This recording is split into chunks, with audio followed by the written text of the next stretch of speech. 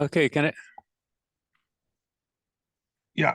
let me check to see if everyone can you hear me? Yeah, I believe so. Okay, good. Greetings. Okay, so I'm just going to do a little welcome and introduction and then hand over to our speaker today, who's got a lot of interesting information to share with us, I'm sure. So I'm Thomas Stafford. I'm chair of this august body that was set up in 2017, the World Intellectual Wisdom Forum. We were set up in India, and we do a monthly meeting for thinkers from around the world. We're joined today by people from India, Africa, Ireland, in Israel, etc., etc. We'll do a little introduction, but I think today we won't all go around and introduce ourselves. When you're asking a question afterwards, then introduce yourself properly to save time. So I just want to say today, happy Assumption Day. It's a holiday here in France because it's the anniversary of the Virgin Mary's ascension to heaven, which is an extraordinary thing that the French still have a national holiday for that event. What on earth was that event all about? There are people that would say she was taken up in a spaceship. You know, I suspend judgment. Maybe we'll hear from Courtney about his theories. But anyway, it's a nice timing. That's why I thought today would be a good day. So we're joined by Dr. Courtney Brown, who is based at the Department of Political Science at Emory University in Georgia, in Atlanta. But independently, he's one of the world's leading experts on what used to be called ufology, and is a mathematician originally, has taught in various places around the world, and has been, developing a deep interest in this issue of whether there are intelligences from other world systems visiting Earth, and if so, what are they doing? And, are they interfering in world politics? That's the thing I'm particularly interested in. And when we come to questions and discussion, we can ask some questions about this, because it has huge implications for peace studies. It's difficult enough trying to get humanity to make agreements, but if we're also working with cosmic intelligences, what hope have we got? So anyway, over to you, Courtney. Welcome. Thank you for joining us today from Atlanta. Thank you, Thomas. Thomas, give me a little bit of a outline of the timing. How long do I talk, and what happens, or when do we do questions and answers, things like that? Yeah, so I think, take up to an hour for your lecture. We're looking forward to details. I should explain to people this arose because a colleague of mine recommended Courtney Brown, and I watched a video where he offered to speak to academics and scientists around the world about his research. And I thought, well, that's, interesting, important. So have an hour, you've got all the time you want. And then the second hour we'll devote to discussion and questions and so on, if that works for you. Sure. I like to be interrupted with questions. So feel free to ask me anything when I'm talking, all right? Okay. Put your hand up electronically if you want to ask a question as we go along. That'd be great. Okay, thanks. Yeah, putting your hand up is good, and being rude and just interrupting is fine also. So I'm Courtney Brown. I'm still a university professor. I'll be a university professor for many decades into the future. But I don't do what Thomas just talked about, studying UFOs and things like that, extraterrestrial life at the university. At the university, I teach math and statistics courses, modeling and statistics courses in a social science department. So that's separate. But it's ongoing and will keep on being ongoing. Okay, but I am the CEO of Farsight. Farsight started out and still is a nonprofit research and educational institute dedicated to the subject known as remote viewing. And remote viewing is a mental process that was developed by the United States military to reliably perceive things across time and space mentally, so that the advantages of not having a spy caught by the opposing forces can be realized. So if you have a spy someplace, that spy could always be compromised and caught. But if the spy is in Washington, D.C. or Langley, and they're spying on something going on in Soviet Union or Russia or China, then you're safe. You can anyway, it turned out to be that the accuracy rate for the military using such spies, they call them, you might call them psychic spies, was equal to or better than the accuracy rate of physical spies. Physical spies had real problems. They could be fed bad information, they could be compromised, they could be that often the opposing forces knew who they were and sent them information that were bad. So getting good information from physical spies was always a challenge. And for example, the weapons of mass destruction in Iraq that Colin Powell talked about in front of the United Nations, that was all based on physical spy evidence. Turned out to be totally bogus. There were no weapons of mass destructions of any type at all in Iraq. Yet there Colin Powell was giving a talk to the United Nations. So physical spy type stuff is an issue. However, the mental psychic ways of doing that is not in dispute that it happened, that the military program happened.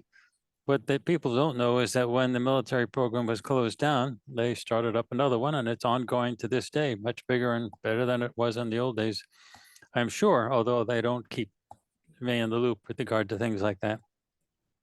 Nonetheless, I don't do anything related to the military. We don't do spying. What we do is we use remote viewing for research and exploration as well. We are the only group that exists today, the only, not the best, the only. So we have to be the best, it's the only, where you can get full public projects involving remote viewing. You can, if you do a Google on remote viewing, you won't find us at all. We've been shadow banned. We're the only remote viewing group that's been banned on YouTube and shadow banned. Now you can find us on both of those platforms if you search for Farsight. But if you search for remote viewing on YouTube, you won't find us. It's like we don't exist. Yet we are the largest venue and the only venue where full public projects, including free educational videos, can be seen on how to do it and things like that. The full public projects, we have over 75 of these major projects. We transitioned from being just a nonprofit research and educational institute to also being a movie business, a for-profit movie business, because we realized that we could not rely on others to give us access to the mic, give us access to the public, as is evidenced by Google and YouTube banning and shadow banning us. It's gotten so bad at Google that you couldn't even find us if you did a search for remote viewing. Now you can always find us if you do a search for Farsight, but there was a period of a few weeks where if you did a search for Farsight, our actual name, you couldn't find us. So it got to be severe. Now we do not have any sexually explicit images on any of our products. We do not espouse any type of strong political views, right or left extremism in any sense, and we don't show any violence on any of our stuff. So like the only thing we do is use remote viewing to explore things and to apply it with respect to extraterrestrial life. So it's been an issue. It's the censorship issue is a real thing. And it is now, we've been talking about it on various podcasts so often that YouTube, and not YouTube, but Google is starting to put a few Farsight links in the thousands that come up when you do a search for remote viewing, just sort of to disprove that. So they're listening carefully to everything we say. So that's sort of the evidence that what we're doing is important, because if it wasn't important, they wouldn't have noticed us. There's a lot of crazy people doing stupid things on YouTube, Google on the web. But when you see that type of censorship, you realize. Now, Thomas, have you enabled me to share my screen? Let me do so now. Yeah. Sorry. Okay, so have you done that? Sorry, give me a second here. Yes. Now it should be kicking in any second. Yeah. All right, let me give it a shot. Yeah, it works.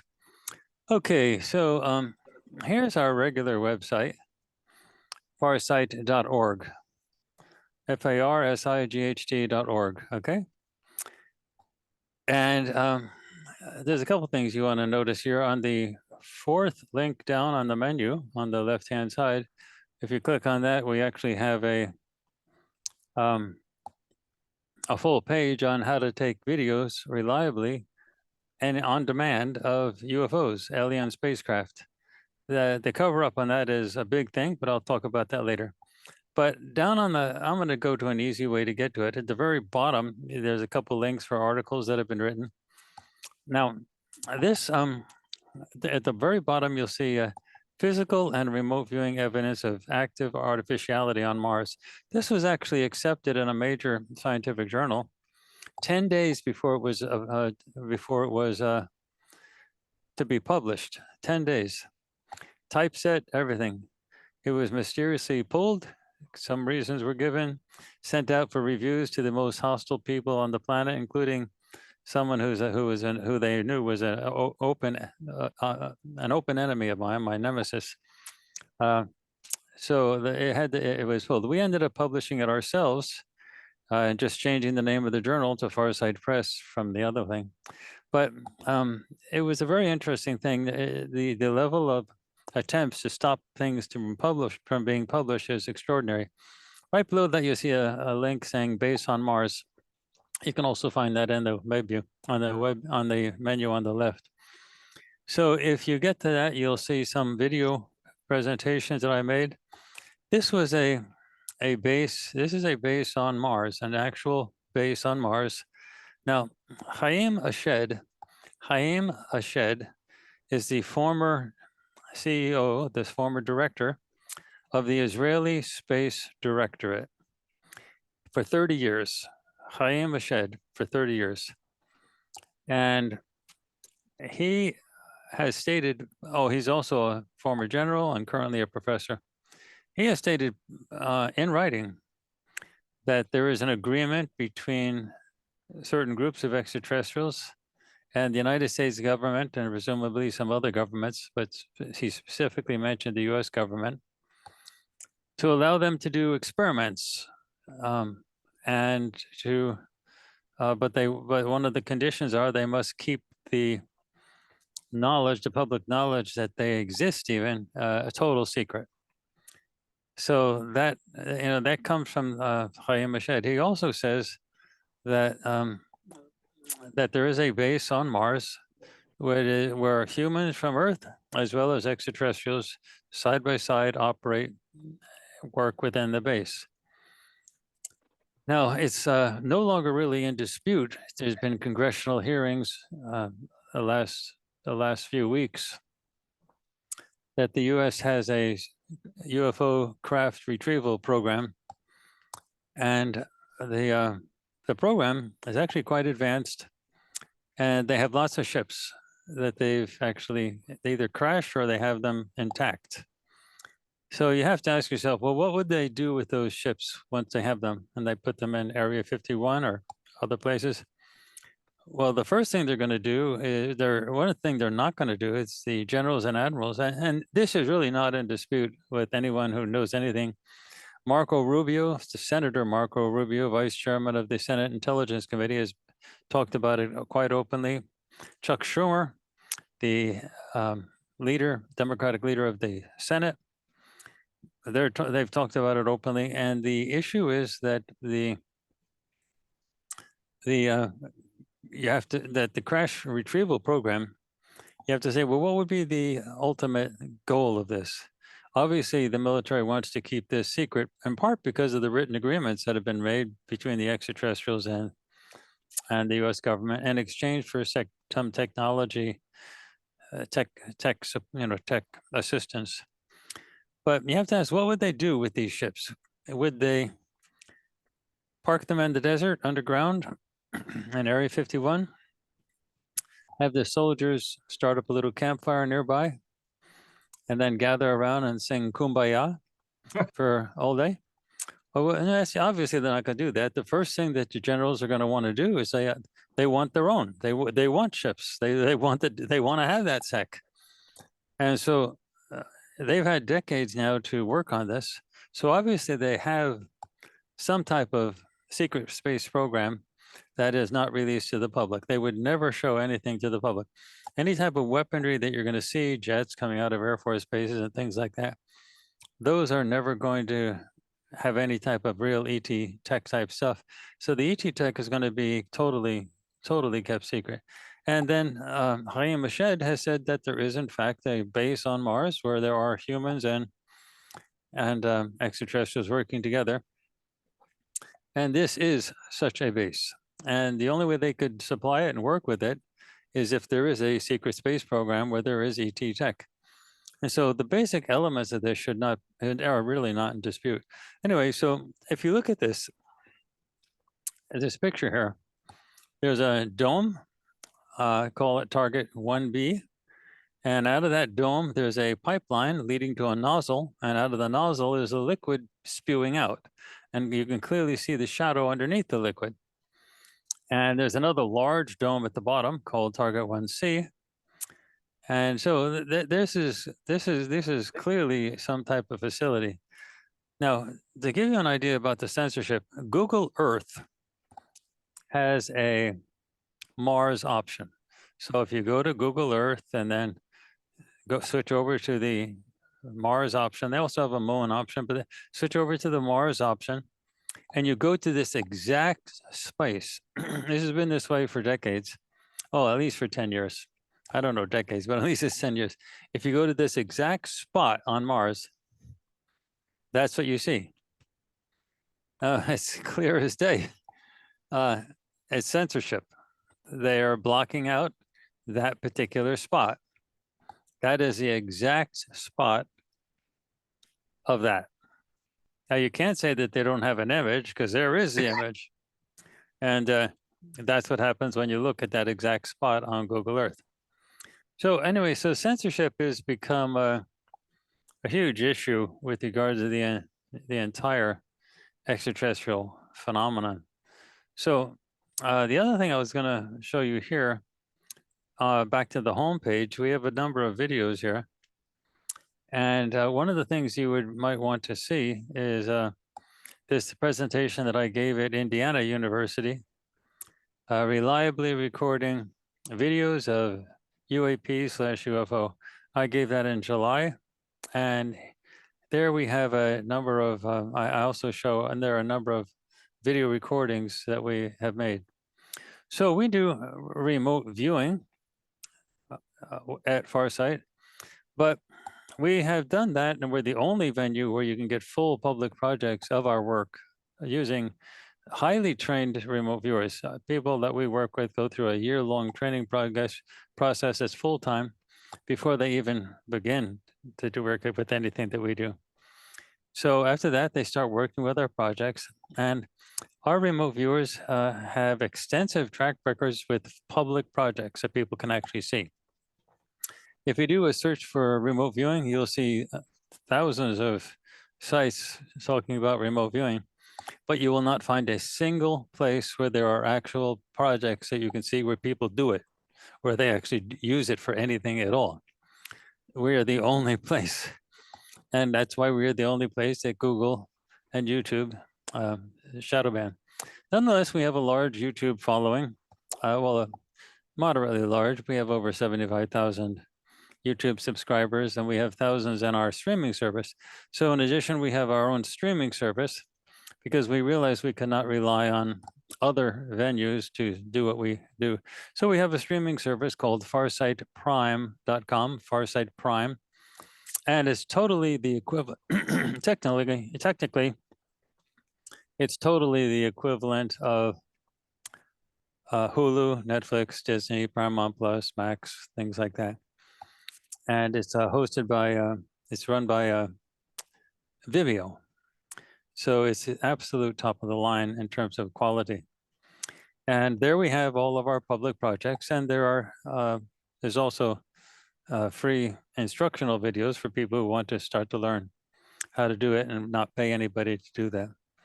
But anyway, that's sort of the the basis of that. But we developed these public projects with remote viewing, and then we knew always there was going to become a time when we would have to prove, and I'm a mathematician, so I work within the social science program, but still I'm a mathematician. I use the word prove very, very sparingly. So I don't use it in sort of just a general word to throw out there.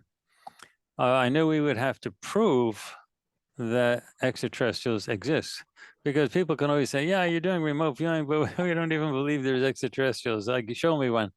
So we knew that that would have to happen, but we had to wait until the tech was available to normal humans to able to see these things, to see the extraterrestrials. And so that happened last year. Now the military has had tech that could do this going back quite a while, but you know, us, just normal people, we had to wait.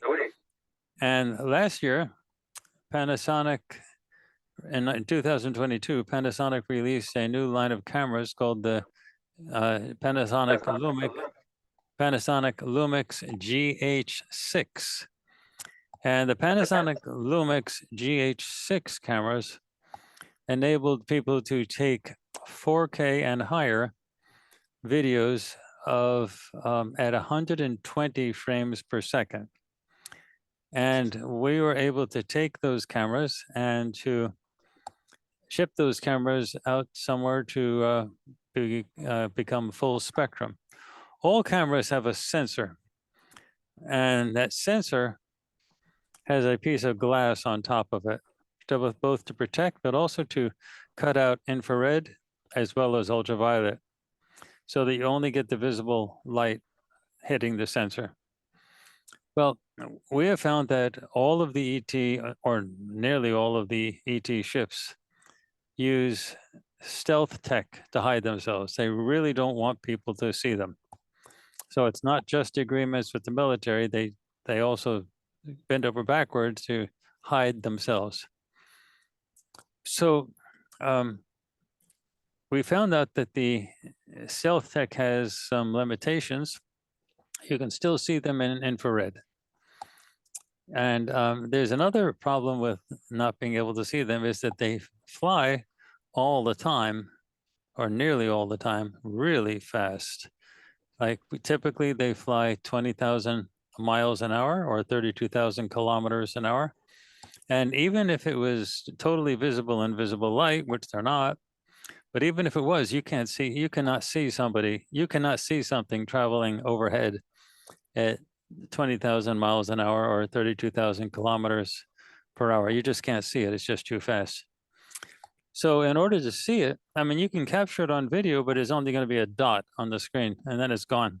So you can't actually see it move. So in order to do this, we had to have cameras that can shoot 4K, and you have to shoot 4K. I'll explain why. But you also have to shoot at 120 frames per second. And then you also have to be able to shoot in infrared. So that didn't become technically viable until last year. In December of last year, about 8 months ago, 9 months ago, someone came to us, a man who was one of the leading flight traffic control experts on the planet Earth. He worked at in many of the major airports in the traffic control towers, including for many years at Washington, D.C., the big international airport at Washington, D.C. and and that's the most highly protected airspace ever on the whole planet. And he actually came to us with a presentation. You can ask all types of interesting questions about how that came to be, but he came to us with a presentation in December of last year saying that he thought we should be the ones who should do this, show people how this is done. And he came to us, gave a presentation in our studios with PowerPoints and the whole thing about how to do it. And that's when we found out how to actually do it. So we didn't discover this by ourselves. Some guy came to us and told us how to do it. We then had to raise the money and get the cameras. We had to buy the cameras, get them configured, the Panasonic Lumix GH6s, and then get them converted to full spectrum cameras to get that glass taken off the sensor. And then to have filters placed on top of the lenses that let you to tune into the various bands that you want. And we've been typically using the 830 nanometer band, which is in the infrared. The filters that go on top are like black, you can't see through it, but infrared goes through. And so we started to take, in January of this year, video recordings of UFOs, but we actually didn't know what we just followed the instructions that the guy's name is Lincoln Lounsbury, the guy who told us how to do it. So we just followed the instructions, and he said take short videos of like 10 minutes because you have to take 120 frames a second, and then you have to analyze it. And it takes a long time to analyze 10 or 20 minutes of video at 120 frames a second because you have to slow it way down to at least 1/20th of the original speed. So if you're talking hours of footage coming out of a 10-minute clip, you have to look at. And what we found is in our first 10 minutes that we shot above my house in Atlanta, there were 50 UFOs, 50 in the first 10 minutes. And they were huge. They were big. They were right over my house. They were flying around and doing all types of crazy stuff.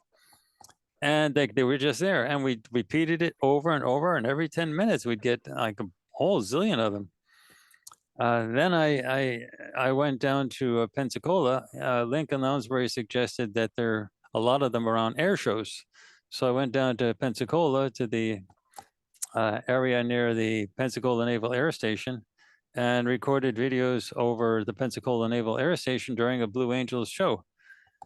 And there were hundreds, literally hundreds of ships right over that base when the Blue Angels, they were following the Blue Angels, they were diving in and all. You couldn't see anything in visible light. Everything totally, in all of our situations, we've never seen a UFO just looking and staring in the sky and seeing it. Never once. But when you do the recordings and you put it into your computer and you start editing it and you slow it way, way, way down, boy, are they clear as day. Then Lincoln Lounsbury is the one who's, we have a special show on farsightprime.com called Identified Flying Objects. He's the one who's been very helpfully giving us all the tech information about them, the actual speeds. He knows how to, as he does this for a living, so he knows how to configure, how to calculate the speeds and look at the shapes and so on. So so that's what we're involved in right now. We're involved in showing people what actually these UFOs, they're actually proving to people that the UFOs exist. And what I'm going to do now is share my screen one more time. And there we go. Here's my Instagram page where we've been sharing some of these videos for people who want instant gratification. These days, everybody's using their phone. So if you tell them you have to go to a YouTube link, 99 times out of 100, they're not going to do it. But they always have their phone. So, okay. So the actual first two videos, the first two pictures are of me where I was actually doing photography, UFO type photography over the water. So that's what that was all about. But let me give you an idea of what these things look like. Let's start with the Blue Angels air show. And so what I'll do here is click this one. Now what you're seeing here is 4 Blue Angels jets. They're the ones with the smoke trails behind them. And you see the trees. It's oriented vertically because that's the way Instagram works. So let it play again. But in the middle, you see that there's a UFO that's right in the middle. Now it's passing the jets really fast. Now that UFO is totally invisible in visible light, and it's also invisible if you play it back in real time. This is slowed down to 1/20th of its normal speed. The jets relative to the trees look like they're almost stationary, but the UFO is traveling 15,000 to 20,000 miles an hour. So you're talking 20 to 30 kilometers an hour. It's growing really, really fast. And you can see it in the center. It looks like a round circular thing. You can see the reflection off of it and so on. All right, now here's another picture of the Pensacola Naval Air Base. And you see that, oh no, that's not the Pensacola Naval Air Base. I was testing out the idea that these UFOs are everywhere. So this summer I went to Kenya and we did a shoot for 5 days, lots of footage. This is the only UFO that has classic UFO properties that I could get, just one. Now, the reason you have to shoot in 4K is because you cannot actually see them when you're shooting them because they're going too fast and they're using stealth tech. So you don't know what you're shooting. So you have to shoot wide angle. The reason you need to have 4K or higher is because when you do the zooming in to see it like this close, you have to zoom it in while you're editing the footage. Now, if you shoot in 1080p, which is what it's the normal display resolution for your phone or your television or computer, if you shoot in that, then when you zoom in and post, it's fuzzy. You can't see anything. So you have to have lots more pixels activated than you actually end up using. So that's why you have to shoot it in 4K so that you can zoom in and clearly see it. And that was an orb type of a thing. All right, now let me show you this one. This is over the Pensacola Naval Air Base, and you'll see a zillion of those same type of orbs, hundreds and hundreds and hundreds of them. The sky was totally blank with nothing before the Blue Angels air show. As soon as the Blue Angels started, the moment they started, these things dropped out of the sky. Hundreds of them, the same type of orbs that you saw me taking and that I got a picture of over Malindi in Kenya. Okay, that same type of a thing. And this is during the same moments that, at the same time that I was capturing that other craft that was very solid looking, chasing the Blue Angels jets that I showed you before. Okay, here's another one. This is a very interesting one. You'll see a UFO. It's oriented vertically, but you can get the idea. It comes in off of the top, which would normally be the left-hand side. Here it's coming again. And here it's coming. There it is. And then it goes over the trees and then dives down and then heads directly over the Pensacola Naval Air Base. And again, you'll see it again. It's a very clear image of these things. And again, this is slowed down to 1/20th of its normal speed. This one was going around 20,000 miles an hour, 32,000 kilometers an hour. And there's no shortage of this. So it's not like this is just one and you have to study it for decades, wondering if there's evidence. This is just on demand. You can get these things. Okay. And let's go through a few more so you just get an idea of this type of thing. This was a actual cloaked ship. And this is you'll see some UFOs sort of flying across. But you'll see lines, like radiation lines, like there, it looks like right there. We call this a spiderweb video because it looks sort of like spiderwebs, but these are not spiderwebs. This is done in the dead of winter on January 10th, right after a a bomb cyclone came in and everything was totally frozen. And also the things are totally in focus. So if it was a spider web, it would have not been in focus because everything was focused on infinity. And a spider web would have had to have been close to be picked up like that. So this was pretty far away. It was over my house. And we had to use remote viewing under totally blind conditions. All of our remote viewing done is, by the way, is done under totally blind conditions. No, none of the remote viewers are told anything about the project, nature of the project, or the targets at all. And they're given a wide range of targets constantly. And they're professional people that they do this for a living. This is how they pay their rent. It's the only way you can get this level of quality. They have to do it full time. And they're the best that exists, period. There's no better on the planet Earth. And so we had to use remote viewers to see what was inside that thing. And there was a huge ship inside, a huge ship inside. And then there were many UFOs coming in and out of that, which is what we were seeing. And okay, here is a rotating UFO. You can see it coming in from the bottom and then going up. It's oriented horizontal. It's oriented vertically, but it should have been oriented, horizontally. Anyway, now it looks like there's something in front. Now, if you look a little longer, like a wing or a tail or something, that comes to the back.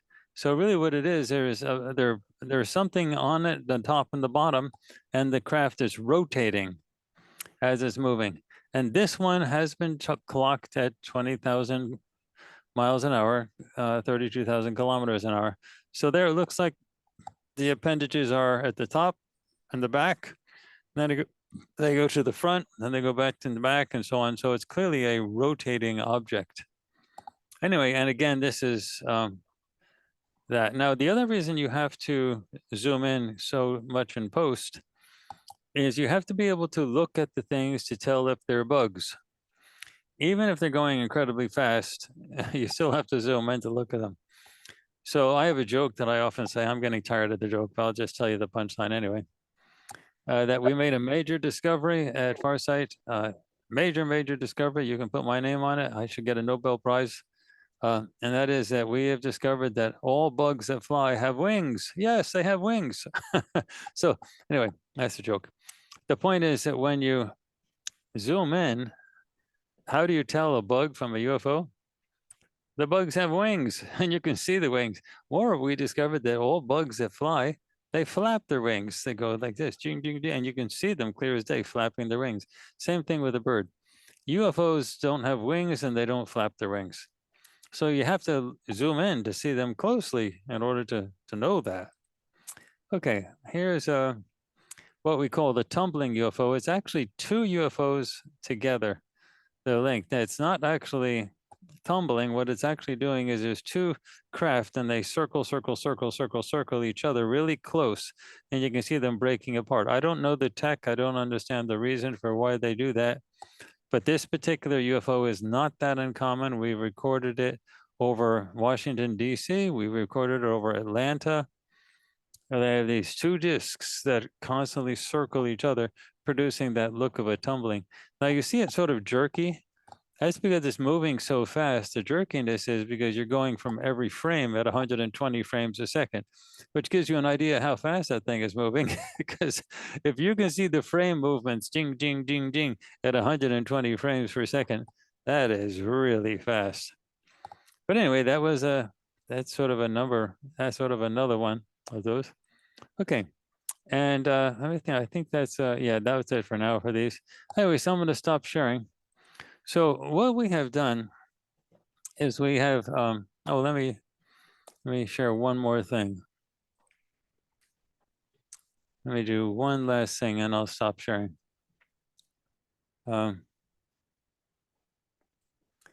Here we have the homepage of Farsight. This is not our streaming service. This is just our website. And the fourth link down from the left is recording UAPs, UFOs. So if you click on that, you get the exact descriptions, the exact specifications of what we do to record these UFOs. So you have the cameras, the lens, the nature of the tripod, how to kind of convert it to a full spectrum camera, and then what nanometers we use for the infrared, camera settings, video editing programs, and then we use Adobe Premiere and for video editing, and then the exact instructions for how to go about editing these things. So we have learned that it's absolutely impossible to show you a video that will convince you that UFOs are real, because you're always going to get debunkers that will come out like cockroaches. They will on cue. They'll be just there, and they're going to say, "Ah, it was a glitch. Ah, it's Photoshop. It's CGI. Ah, it's a smudge." They're going to say anything you want, and they're there all the time. That's just what they do. So what we had to do is come up with a way to circumvent that. So we're not showing you pictures and saying, now you must believe. What we're doing is showing you how to take your own videos, because the ET ships are in such great abundance, especially over major areas in Europe and the United States, urban areas, things like that. They're in such great abundance, it's not hard to find them. You don't have to say, oh, there was a picture that was taken in Bolivia in 1983, and we had to have a task force, in the military task force on a congressional committee to look at the video, to look at the picture a little bit more to see. None of that. Just get your camera out, go out to your backyard, set it up properly, set up your software, shoot. 10 minutes later, you have your own collection. And your videos will be a hell of a lot better and clearer, crisper than anything you're seeing released by the military. The military had a famous video that it released not too long ago called the Tic Tac video, because one of the UFOs looked like a, well, to be quite honest, it looked like a throat lozenge of the type that's used as a breath mint called Tic Tac. And anyway, if you look at that thing, it was foggy, fuzzy, low resolution, looked like crap. So here we're showing, by the way, you'll notice my nose is a little red. I just came back from a video shoot in Florida, including work with a camera on well, windsurfing. And I normally protect myself with sun everywhere, but I use fabric covering on everything. I don't rely on sunscreen. But there was a hole in the nose and a hole for the eyes, and I put sunscreen on those spots. You can see the sunscreen doesn't work. It just washes off. So I'm coming up with a new invention, a new way of dealing with the sun. Physical blocks, like fabric blocks. I look like Batman going out there, with the coverings to protect myself from the sun. Anyway, that's the redness. Sorry for the redness of the nose. Anyway, so we don't have the ability to show you the picture that will convince you, but we can show you how to take your own videos, and your videos will be way more convincing and clearer, sharper than anything that you're getting released out of Congress or the military. And there's no shortage of them. So we now have quite a significant fan base that's out there doing exactly what we're telling you, where we have a fan base that has bought the cameras, got them configured as full spectrum, got the lenses, got everything. And now they're starting to post their results on Instagram, and they're getting the exact same results that we have. Actually, they're getting interesting because they're getting some crafts that look a little different and so on. One thing that's consistent about it all is that all the crafts go incredibly fast. And so unless you shoot in 120 frames a second, you can't see them. You can sometimes see them, not well, but you see them if you go 60 frames a second. But if you go 30 frames a second, which is typical for the US, or 25, which is typical for Britain and the European environment, and the PAL system, you can't see squat. All you see is a dot, and you don't know what the dot is, and the next frame is gone. You have to shoot at 120 frames a second in order to actually follow the crafts across the sky. And then you have to shoot wide angle because you can't see anything. You can't use the lens on the camera to zoom in with the UFO, because you can't see the UFO, so how can you zoom in? So you have to shoot wide angle, and that means you absolutely must have video that is 4K or better. And then once you have video that's 4K or better, you can do the zooming in post. I don't know how much you are familiar with resolution with regard to 4K and 1080p. 1080p is 1080 lines per horizontal lines for the screen, and 1920 or 1920 vertical lines, and that's what makes up your picture. 4K is 4 times the size of that, but you're taking 4 times the size of that and crushing it into a 1080p screen, so that when you zoom in, you have all those pixels, 4 times as many as you need. You zoom in and it's still clear. You zoom in with something you shoot at 1080p, you can't see anything. It's just fuzzy. So anyway, so this camera, this ability to do this really came about last year. If you think about it, 4K is a big screen. It's a lot of information, and you're recording that information 120 times a second. That's a lot of information to write onto a memory card in the camera 120 times a second. And when you take the memory cards out, it like literally burns your hand. It's so hot because it's writing so much information. So anyway, that's basically, that's what we've done. That's what we've been doing to prove that the UFOs or UAPs are actual real. I was really surprised when I went to Africa. I go to Africa a lot, like a lot. And I used to live there and the whole thing. I've been through most of Africa, not West Africa, but East Africa I know like the back of my hand. East, Central, and South, but mostly East Africa is where I go. But I've been through about half of Africa I've been to. And I was really surprised after 5 days of shooting in Kenya. And one of those days included Nairobi, right next to the Wilson Airport. So I was expecting to get stuff. I got only 1 UFO, which is a surprise. Now, somebody I know in South Africa, he was communicating with me and said he thought that it would be, you'd get more. He was surprised also. And I said to him, he'll probably get more in South Africa than Kenya. So I was actually surprised, especially over Nairobi. But apparently they are really heavily, they're opportunistic. They go for, like over Atlanta, they're nonstop. For whatever reason, it's like Grand Central Station over in Atlanta and over Washington, D.C. I'm sure over London and Paris and places like that, you get the same thing. Okay, they're just going to be just there all the time.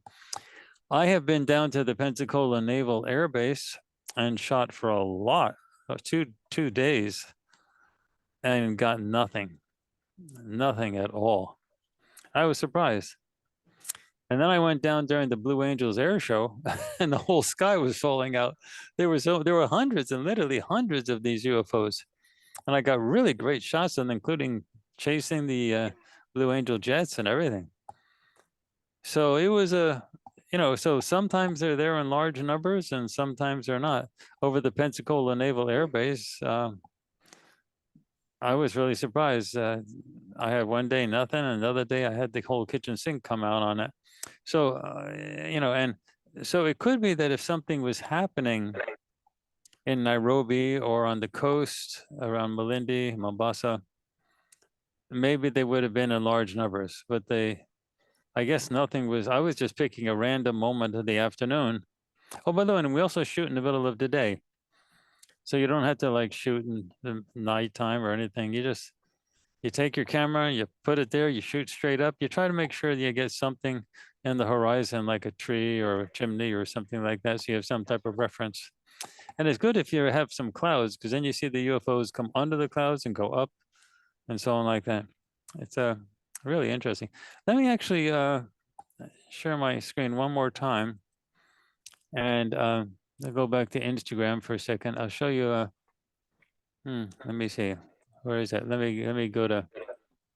Okay, now let me share my screen. I'll show you one more that's really interesting. Here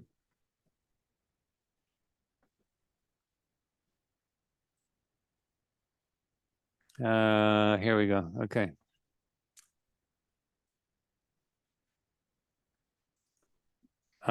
So I think you'll be really interested in this one. This has a thing. See, now this is a UFO that was right over my house. It was like a cigar-shaped UFO. And see how it's passing the jet? Now you can see it's getting smaller also. Here's another view of the same thing. Actually, it was a different pass of the same jet. The UFO was traveling all over the place. Now look, the jet is stationary. It looks stationary. So that thing, that UFO is actually traveling 20,000 miles an hour, 32,000 kilometers an hour. There it is again. It's a cigar-shaped one. And it was buzzing over the house. It wasn't just one buzz. It was buzzing back and forth and back and forth. And there were many clips of it. And here you go, all these different clips of it going back and forth. And you can see when it's on one side, it's like longer, which means it's closer over my house. And then it's going up, as you can see, because it gets smaller as it passes the jet. So this is a very common configuration, a cigar-shaped UFO. And you can see it's really clear. And so you really have to shoot these things fast. So we're also experimenting with things getting a little faster. You see the jerky motion? I mean, even at 120 frames a second, you still get the jerky motion. So that thing's going fast. Anyway, so that's what we're using to convince people that the UFOs are real. We're saying, don't believe us. You think it's Photoshop? Great, that's great. Do whatever. Just follow our instructions. This is the camera, this is the lens, go to your backyard, start shooting, edit it the way we tell you to edit, and you'll see them yourselves. So the debunkers, they're really like cockroaches. They just come out in the middle of the night. They just come out and they're just there, and they're always going to be there no matter what image you show. So the only way to circumvent them is to say, I'm not trying to convince you my image is the best. Go make your own images. This is the camera, this is the lens, set it up this way, edit it that way, see for yourself. They're up there all the time. And now you obviously know at this point that that Courtney Brown and Farsight did not discover this. Obviously, you know that the military has known this stuff forever. I mean, it's impossible for anybody to tell me that we are the first persons that figured out how to take pictures reliably of UFOs over your head. I mean, the military must have known all of this. So they're really bending over backwards to keep this information out of the public sphere. So that's the basic bottom line of the UFO sort of photography type of stuff. The remote viewing stuff is similar in the sense that the military now look, a lot of the military is very pro us. We're protected. Otherwise, the agencies, I just call them agencies, intelligence agencies, they typically disrupt and disband all groups that are New Age UFO interests, extraterrestrial stuff. And what they typically do, and then done this since the very beginning. They have not done it with us. They did in the beginning. They tried in the beginning, the same tactics as always, but they're not doing that again. They're not doing that anymore for the last since about the year 2000 and so on. We've been apparently protected. So we're the only such group that is doing this type of stuff that is allowed to exist. So a good portion of the military has to be supporting us, while another portion of the military is just the opposite. But they fight their own battles internally. So the military is not just monolithic one thing. It's a complex group of very interesting and talented people, and they fight among themselves. They don't know exactly what's the best thing to do. And they got some that are actively collaborating with extraterrestrials, and others say that collaboration is not good. But the remote viewing is actually part of the entire process because we have refined how to actually do it. And we are the only way that you can get inside the ships and see what they're doing and see what the extraterrestrials are up to. The disclosure stuff that you're seeing coming out of Washington, D.C. with David Grusch and others, that's just a very bare minimum tip of the iceberg type of stuff. So the disclosure type of stuff that you're seeing, if you look at the congressional hearings, not a single question is asking what the extraterrestrials are actually doing. So what you're actually seeing with the disclosure stuff is what the powers that be want you to see. They want it all to be focused on, do UFOs exist? Do extraterrestrials exist?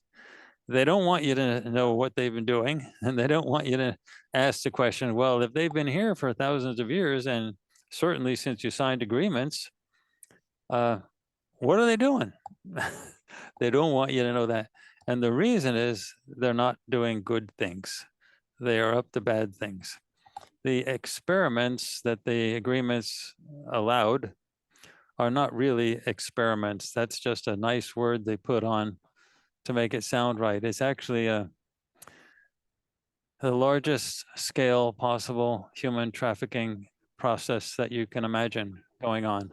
And the military is allowing that to happen because of these agreements and the tech sharing and stuff like that. But there is a huge level of human trafficking going on, and that's why they don't want you to, for all types of reasons, develop from mercenary forces, prostitution, child trafficking. I mean, everything that you see down below, that's what's happening, and much worse above. And the military doesn't want you to see that. And they're desperate for not letting people know that that's what's going on. The remote viewing is the only way you can get behind it and actually see what's going on. And so if the military can keep and I say the military, that's wrong, because half of the military wants all this information to come out, really wants this information to come out. And the other half is trying to follow the agreements.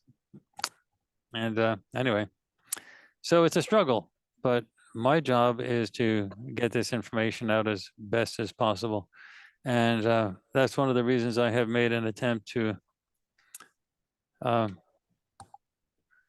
bring this to the university audience, which is going to be the most resistant audience on the whole planet. It's going to be very difficult to get it to the university audience. People's feelings are very deep.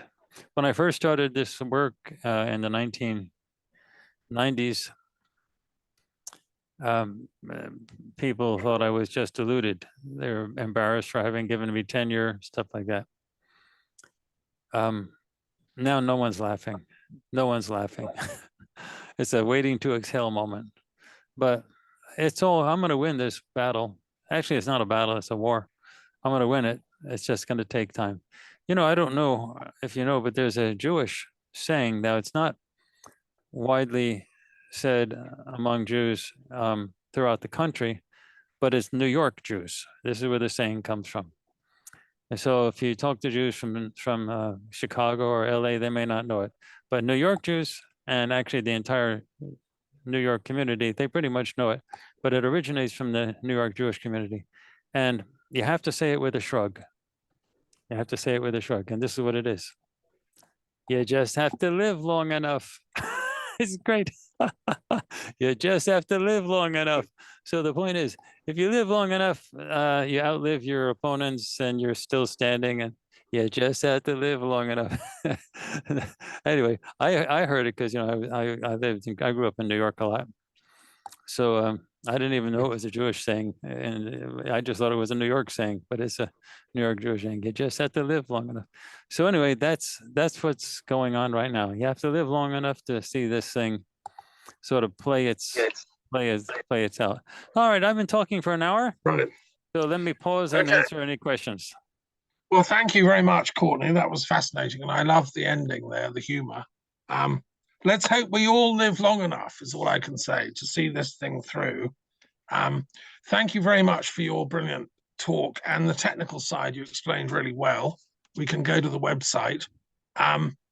So let's have some questions. I've got one question to start off.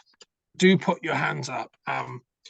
So you kind of started to answer my question at the end. I was going to say, have you combined the remote viewing with the things you're seeing, on screen? And obviously you're sort of starting to do that. So my first question is, where are these coming from? What do the remote viewers say? What's their origin? Are these coming from nearby planets, from far away galaxies? That's my starter question. And tied to that is, what propulsion mechanism are they using? Because 20,000 miles an hour, I don't believe any human craft can go that fast. Oh. So how are they going? What are they using as propulsion? Have your remote viewers come up with any information on that? Those are my Yeah, two questions. it's an electric oriented type of drive, but it doesn't have anything to do with the types of tech that you normally see. Obviously, you can't travel that fast and do the maneuvers that they do without being killed. You also can't fly that fast without having AI to do the piloting. So they have biological beings piloting, but they always work collaboratively with the AI. The AI they'd all crash into each other if they don't at that speeds and that enormous numbers and the erratic flying motions. But the actual question that you ask is a much more complicated answer than you would expect. But I'll give it to you anyway. Well, I'll give you the short version of it. This galaxy has been the scene of a holocaust of proportions that is way worse than anything you saw with the Holocaust in Europe during World War II. That was small potatoes compared to the galactic Holocaust. There was a war you can think of it sort of comparable in a way to the stuff you get out of the Star Wars series coming out of George Lucas stuff. It was it's just such a huge thing. Earth was originally thought of as a refugee type of place that people fleeing from the oppression could get to. It was discovered by the fascist authorities on one side of the war that this was a refuge place, and they transformed it into a prison. So Earth is being operated by the fascist authoritarian ETs as a prison. And if you think of the Soviet Union and China during Mao's reign, people were not allowed to leave the prison. Well, that's what it's like. You couldn't get out of the Soviet Union. You couldn't get out of Mao's China. So that's what it's like with Earth. They have ways to keep everybody here. We don't use the word soul or spirit or anything like that. We just call everybody as an ISBE. An ISBE is someone who is for the purpose of being. And what we have discovered is that it is absolutely impossible to kill an ISBE. You cannot kill anybody. However, the biological body can be killed, and you can do it. The body just drops off eventually, but the ISBE stays. You can capture an ISBE, however. You can trick an ISBE. You can do anything to fool an ISBE. But ISBEs, when they die, when the body dies, you've all heard this story with near-death experiences and so on, that someone sees the light. So there's a set of traps that are set up all over the planet. We call them death traps, and that's what the light is. It's like a moth being attracted to the light. ISBEs are attracted to things that are aesthetic. And so when you die, the first thing you see is a light, and you're drawn to the light. And then the closer you get to the light, it's like a sticky thing, and you can't, no matter how hard you fight, it gets worse and worse. And then finally you get zapped with electricity, a voltage that is way beyond anything like a lightning bolt. It's really high. And what it does is it shocks you. It disrupts it. It can't kill you, but it can really zap you. And what that happens is you lose your memory, and then you lose your ability to perceive, like with remote viewing and telepathy, which is a normal means of communications in the galaxy. You lose that.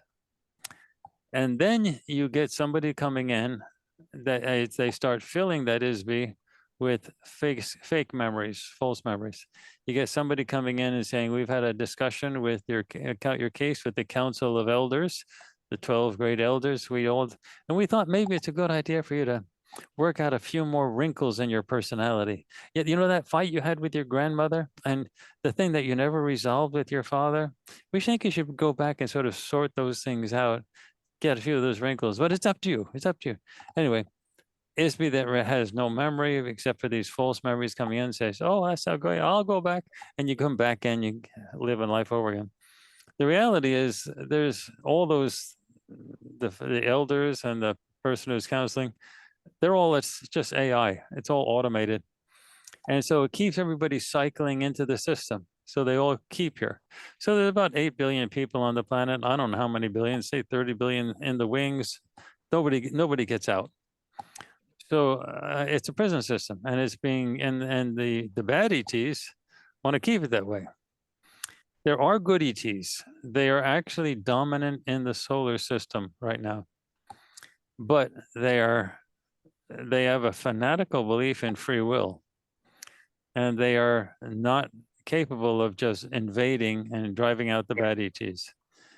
If they were to invade, what would actually happen? Well, let's say you say that Russia is sort of an authoritarian regime, or China, and then you say they're not telling their people the truth. They're not letting YouTube and the internet access be free, and so we need to invade them and free them.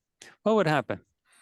As soon as we send jets over Moscow or Beijing, the Chinese and the Russians would raise up the people who say, help, protect us from those evil NATO and Americans.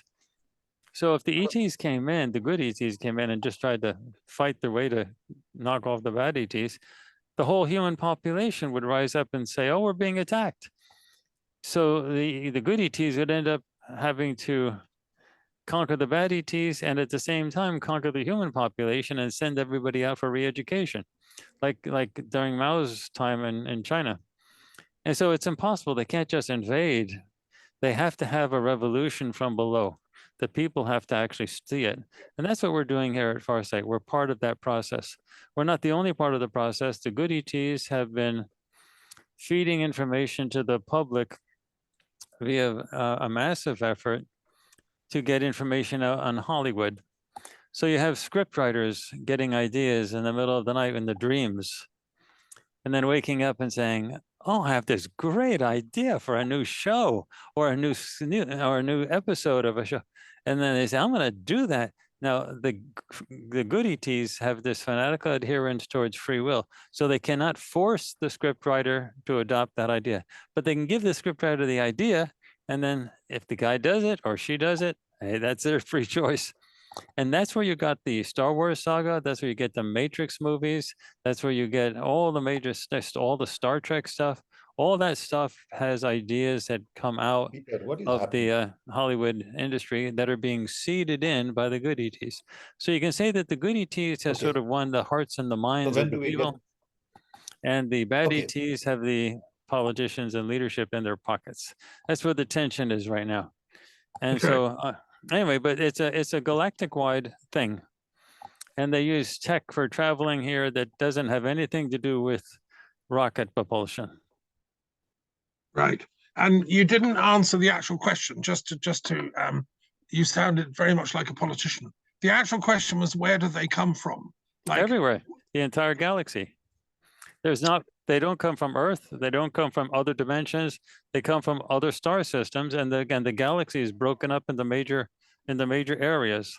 Just like you have Europe with NATO on one side, Western Europe, then you have Russia on the other side, and they're broken up into areas. Okay, so from within this galaxy, from within the Milky Way, that's the being sort of visiting, according to your remote viewers. Okay. Yeah, they have intergalactic communications and travel as well, but it's much less common. It's much less common. Most of travel and communication happens within the galaxy. Thank you. Alex, you have your hand up. Go for it. Ask your question. Okay, I've got a few actually. I hope you don't mind. Thank you so much for your talk, Courtney. It's been incredibly informative, and yes, you've had me glued. why are you employing the remote viewers? How do Why you do, fund that? how do we do that? How do we do what? How do you fund and why are you employing Oh, remote viewers? okay, it's a good question. Let me show you.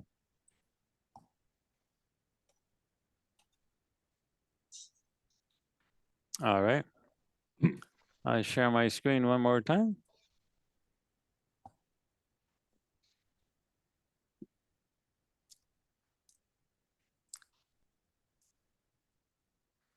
Here is our streaming service where we have all of our projects, including economic forecasts, educational series of identifying flying objects, showing that, as well as we have a news show called ET News, which is news about what the extraterrestrials are up to. It's heavily tied to our photography stuff, and we have a podcast, and we have a major mysteries. Our mysteries are, we come out with one major mystery a month, and it covers the gamut of everything you can possibly imagine. Anyway, people subscribe to this. We have a lot of free stuff on farsightprime.com also, which is, for example, how to instructional stuff of how to do that. And we also have a few things that we don't charge for, such as the assassination of JFK, the 9/11 stuff, things like that. And so those things were sufficiently political. We decided to keep those just so people pay a subscription, $10 a month to have access to all of this stuff, and we come out with new stuff. We upload about 5 videos a month, which is way more than all within a certain genre, which is way more than you get from any type of streaming service. But also, if you go to our regular website, here's my home, my own personal website, courtneybrown.com. But if you go to our regular website, this is farsight.org. This is, you can see all of our projects listed on the left-hand side in the menu, and they're all grouped. So we have projects at the top dealing with our photography of UFOs. We have also projects dealing with leadership, President Xi Jinping, Vladimir Putin, the 2024 election aftermath, which is fascinating. We did a whole project on Elon Musk and Nikola Tesla, and so on. And then we have projects dealing with the good and the bad ETs, various types, including a group that we call the reptilians. They're top of the food chain in terms of the authoritarian ones. And yeah, and then we had the war. There's been a lot of fighting. So we have the war. The asteroid belt is the mainstream propaganda, I have to say, of the origin of the asteroid belt is just totally ridiculous. Thomas Van Flandern, head of his Department of Celestial Mechanics and the Naval Observatory, a very major astronomer, he used to call it just totally ridiculous that the asteroid belt is a result of the junk from the leftover solar nebula. It's just crazy. The asteroid belt is made up of rocks, like big rocks, like the Ceres asteroid is huge. And they're really big rocks. And in order to get rocks, you have to have a gravity well to pull the dust together and fuse it into rocks. What happened with the asteroid belt is there was a war, and it was basically a war between people that lived on Mars and people that lived in that other planet that we call Maldek. And there was a special type of attack, and the reptilians were actually on Maldek. The guys on Mars were getting desperate, and they did an attack where the entire planet was blown up, and that's what happened. That's how the asteroid belt actually came to be.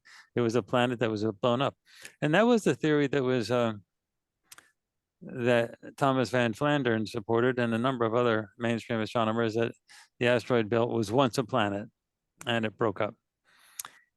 And the idea of that being a planet and that there being a war in the solar system. The military knows the entire thing about that, but they're not going to tell about that. And the academic community is incredibly resistant to even thinking about these ideas, let alone actually talking about it.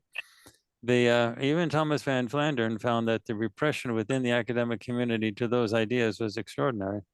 But the evidence of there being a planet is really, even it goes so far as on Iapetus. If I go to our project on aliens on Iapetus, we focused on a particular facility that's on Iapetus. It turned out to be a hotel, and it was operating at the time of the war, and they were stranded there. It is a fascinating thing, but they were actually stranded there. You can actually see what's like large steps coming down on the side of the facility. It was like a resort type of a place. But yeah, actually I have it somewhere else. We have other projects we did on Iapetus where you can actually see the Iapetus has a splotch on the side of it. Sorry to interrupt. Sorry to interrupt. What Yeah. is Iapetus? Is that Yeah, I was going to ask that. What did you say? What is this name you're using? Iapetus. Oh, Iapetus. That's a satellite of Saturn. Right. Yeah, and you see, let me see if I can see the actual picture of the Iapetus. It's one of the moons of Saturn, and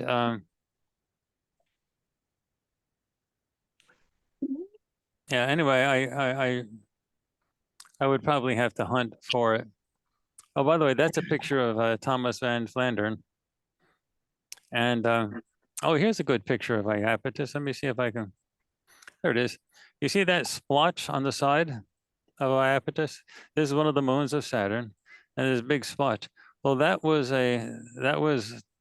the debris wave when the asteroid belt was created, when the Maldek was exploded. It sent a shock wave throughout the entire planet, the entire solar system. And Iapetus was hit by that shock wave, and it didn't have a atmosphere, so it stayed there. So that's where that shock wave came from. That's where that splotch came from. Now, the mainstream astronomers do everything they possibly can to avoid that conclusion. So they have all types of absolutely nutty ideas about how that splotch came about. But anyway, it's Thomas Van Flandern. You know, he was very clear on it. I mean, it's just clearly a big wave hit that thing at the. And anyway, that's why Mars became uninhabited, because of that war. That it was a really bad day for Mars. Mars and Maldek were actually pretty close at the time of the explosion.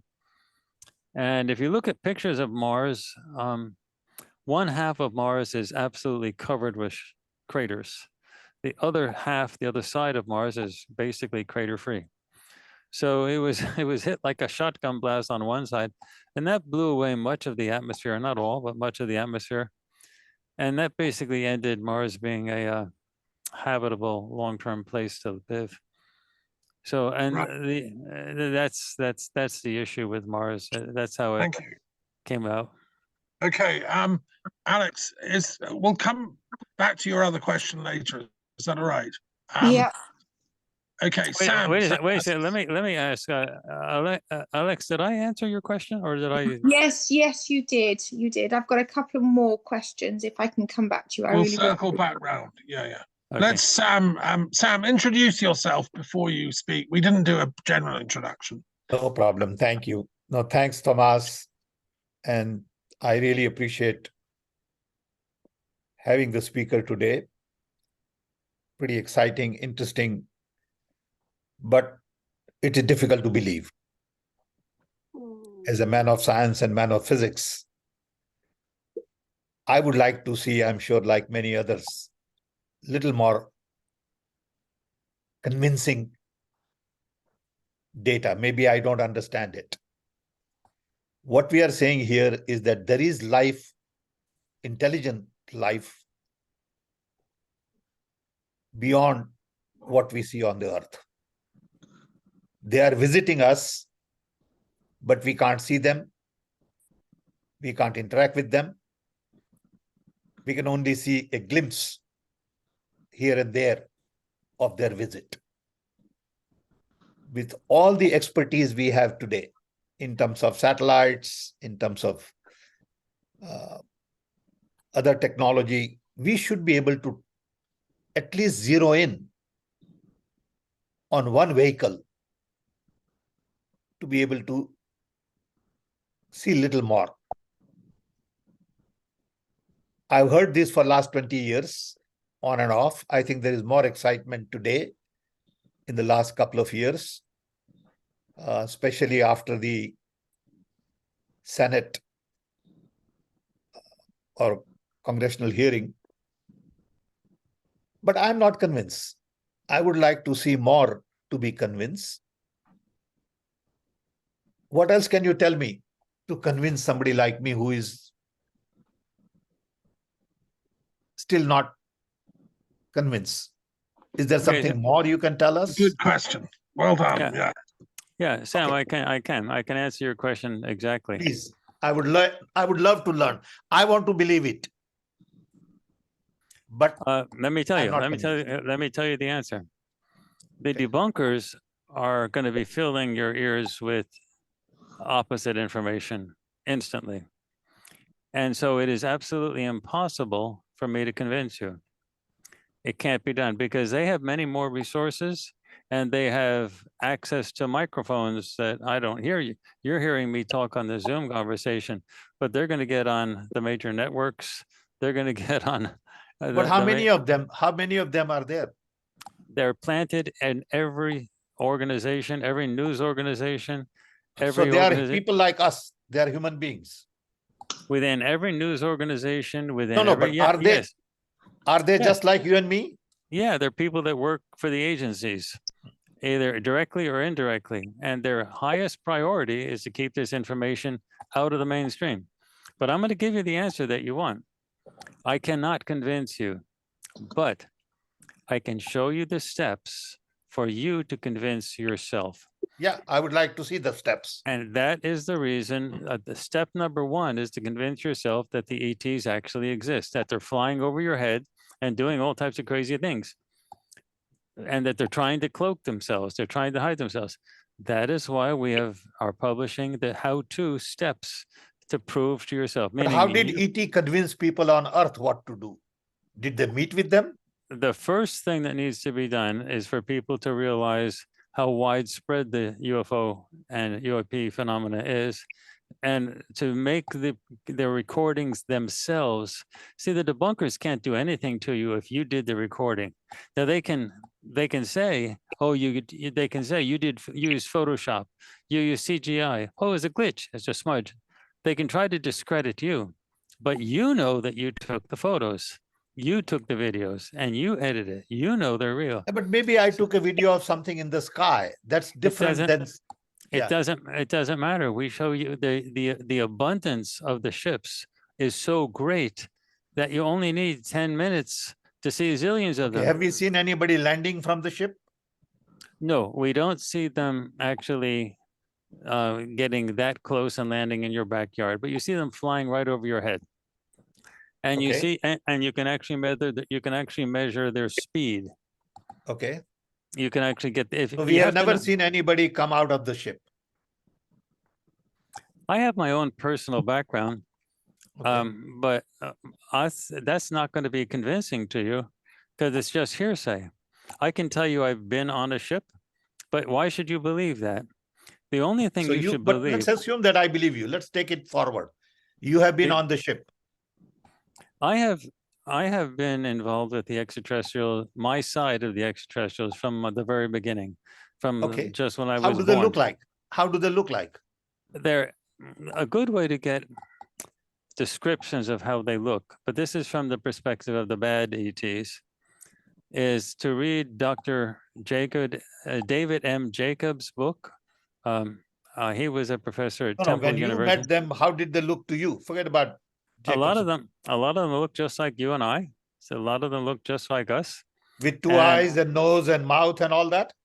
Yeah, and some of them sort of have regular, sort of odd-shaped, egg-type shaped heads and eyes that sort of wrap around. That's actually coverings that have a wrap around, like the typical pictures that you see of gray extraterrestrials. Okay, same And they're- height, same No, roughly weight.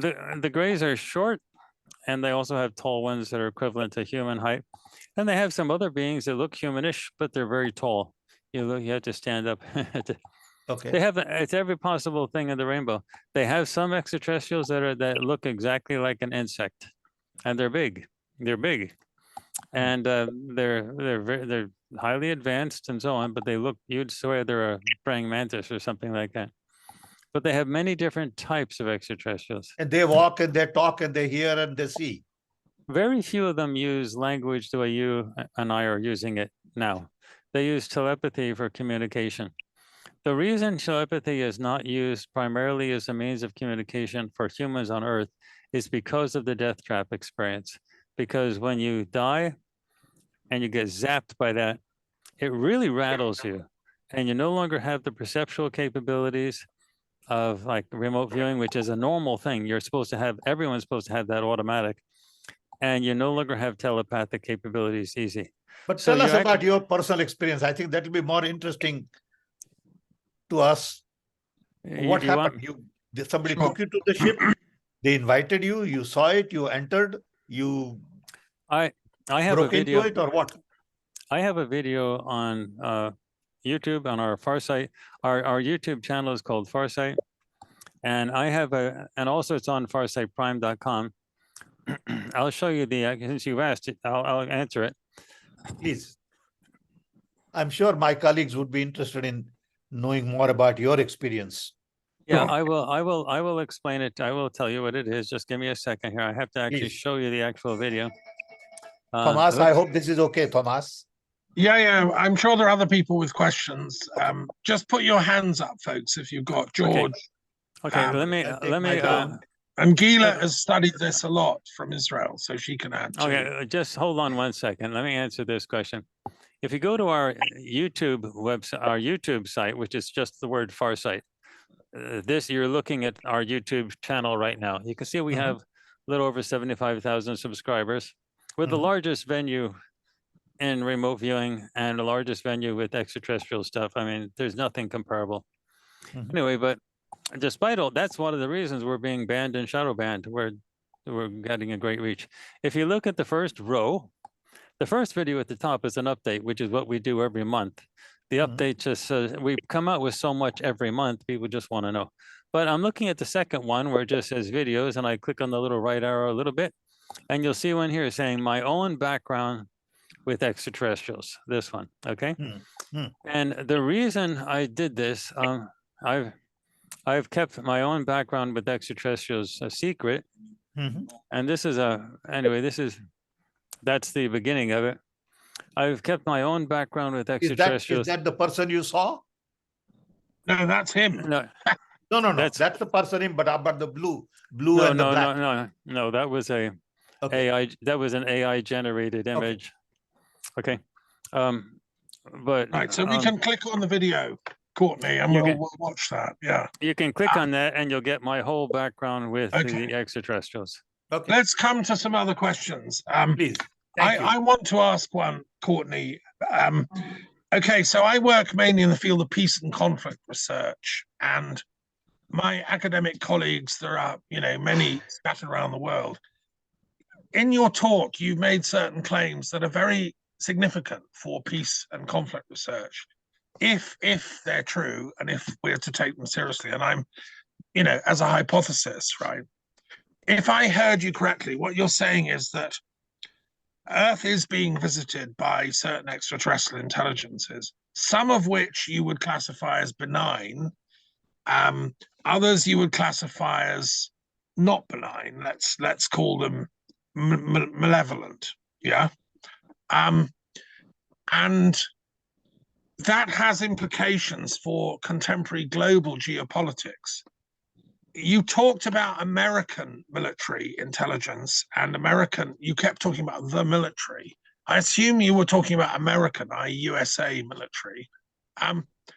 is it in your information, in your knowledge, do you think Russia and China and other powers also are in contact? You said that America has signed contracts or deals with, and if I was hearing you correctly, you alleged they were the malevolent UFOs because they're doing nefarious experiments on humans. You said trafficking, God knows what.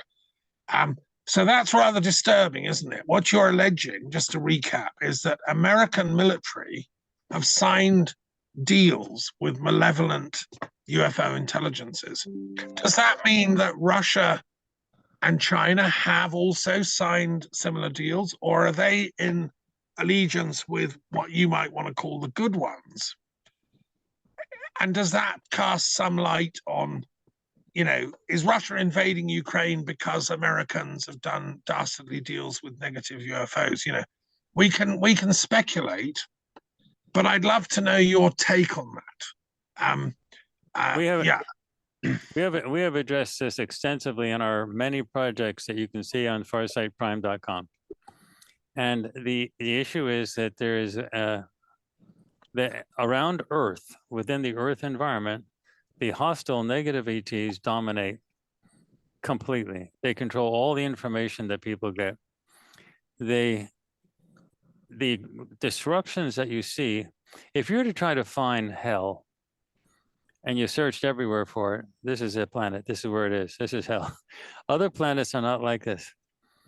This constant disruption that you see here is a result of extraterrestrial influence that literally wants to keep us so bothered with internal squabbling and internal wars that we never turn around and face them.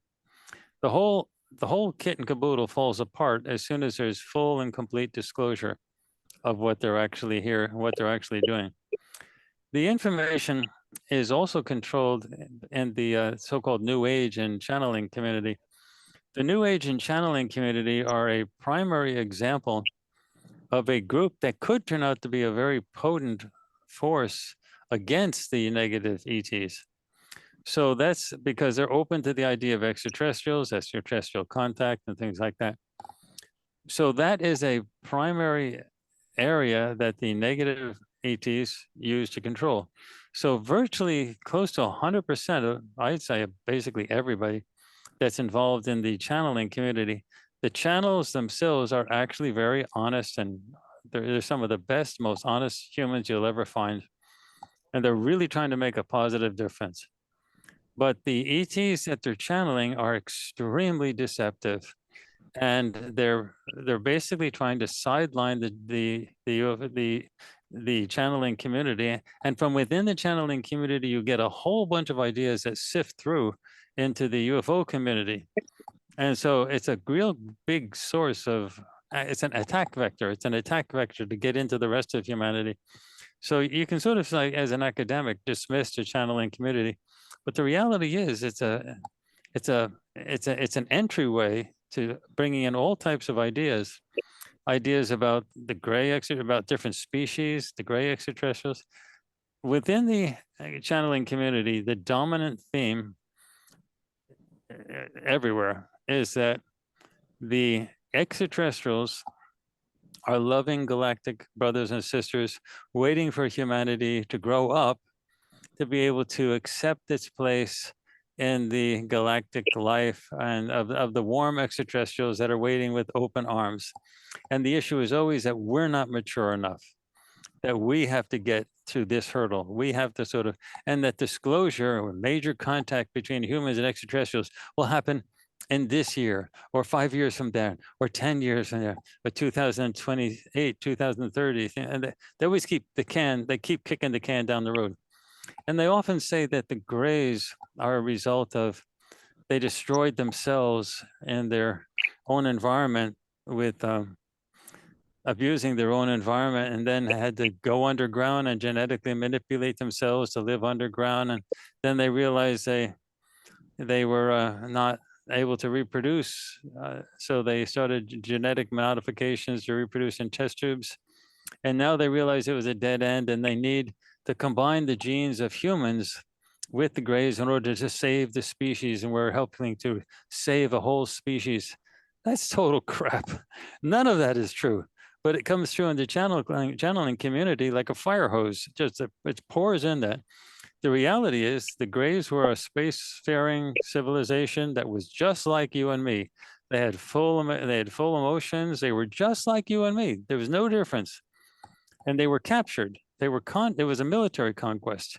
Reptilians captured them. It was a bloody, horrible capturing. And then the Isbies, parts of them, the reptilians are really good at genetic manipulation. They created bodies for the Greys that were dumbed down so they'd be good servants. And the best example of it is Star Trek, where you look at the Star Trek Next Generation, where you see the Borg. The Borg are like robotic types that are mentally controlled by the Hive Queen and so on. That's what the Greys are like. But they're normal, but you have they have full, regular, normal Isbies that are just like you and me inside those bodies, but the bodies can't express anything. So they become like pets, little robotic things. And those are the Greys that you actually see described in David Jacobs' book, is also John Mack's book, Abduction. John Mack was the former professor of psychiatry at Harvard. He's Sure. dead Did now. you meet him, Courtney? Did you meet him ever? Yes, a number of times. He was a very nice guy. It's a shame that he died, but he was a brilliant mind. He wrote the biography of T.E. Lawrence. He was really great, and he was founder of his Department of Psychiatry at Harvard Hospital. Anyway, it was a great loss. John was great. Did you meet Alan Hynek, by the way, at Center for UFO Studies? Alan Hynek, Dr. Alan Hynek. No, I did not. There's a Center for UFO Studies at Chicago, near where Sam lives, still going.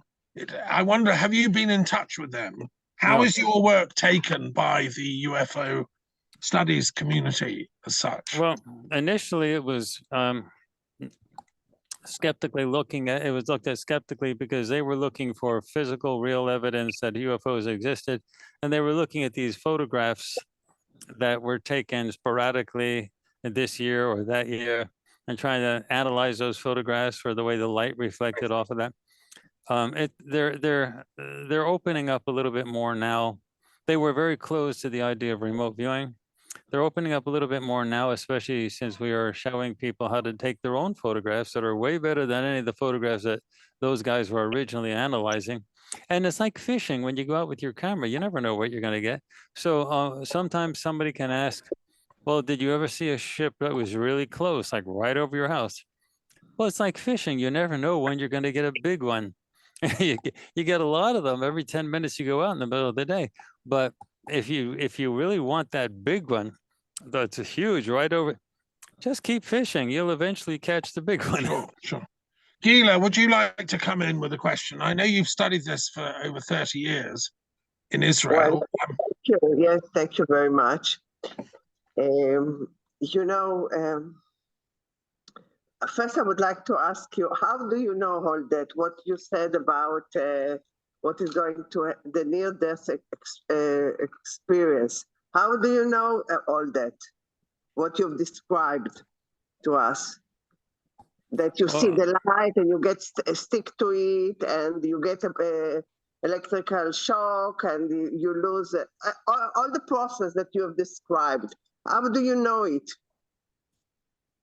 Okay, that's a good question. You sound very sure of yourself. So how did you get this information and why are you so sure?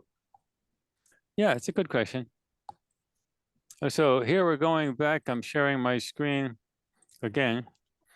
What I'm telling you is basic headlines that are drawn from a large collection of huge projects that we've done over a great many years, and each one is like a movie length, 2 to 3 hours. So what you're asking is this is the homepage of Farsight, and if you're asking about the elements of the human condition, and so the human condition, we have a number of we have 3, and one is where we came from. The other is the death traps. And so the death traps is what you're asking about. The death traps is, and that's this particular video, and you can watch it for yourself, and you get a free week on farsightprime.com, so you can see it for free. And so, but if you watch the video, we explain everything that we observed, direct observation. And all of our projects are done totally blind by multiple remote viewers, all working solo. They don't communicate with one another. And the corroboration they get between the remote viewers is just astounding. I mean, you get 3 or 4 remote viewers all saying exactly the same thing, one after the other. It's like, what? How is that even possible? Again, they don't know what the project is about. So the death traps is a situation where we targeted people who were dying and watch what happened to them and follow them. Follow their ISVs, and they saw the light. And they saw the light. Go ahead. Thank you. But, you know, on the other end, there are evidences of people who had this kind of experience, and they saw the light, and they come back, and they turn out to be, they have a completely different personality after they've come back, new talented, and they start doing good things for humanity, you know, a total transformation. So you call it death traps, but maybe it's not only death traps. Maybe it's a good stations as well, not only a tramp. Look, after you die, everything changes. You lose your memory. You know, and other star systems, when you die, you get to keep your. You don't die. That's the theory. Well, in other star systems, when you physically die, when your physical body dies, you don't lose your stuff. You don't lose your house. You don't lose your bank account. You don't lose anything. Your friends and neighbors, everything's safe. Everyone knows you're still there. You just don't have that particular body anymore. For example, if your car dies and you have to get rid of your car, everybody still knows who you are just because you're driving a different car. Now you go from one car to another car. So, but on Earth, when you die, people say, "Oh, you're gone." It's never, and then vultures come in and they take all your stuff, and you have to write a will to try to control some of it. But you lose your house, your family, your friends. Everybody's gone, and so that happens as a result of the death trap experience. You no longer remember and you don't perceive these things, but that's not the way it's supposed to be. You're not supposed.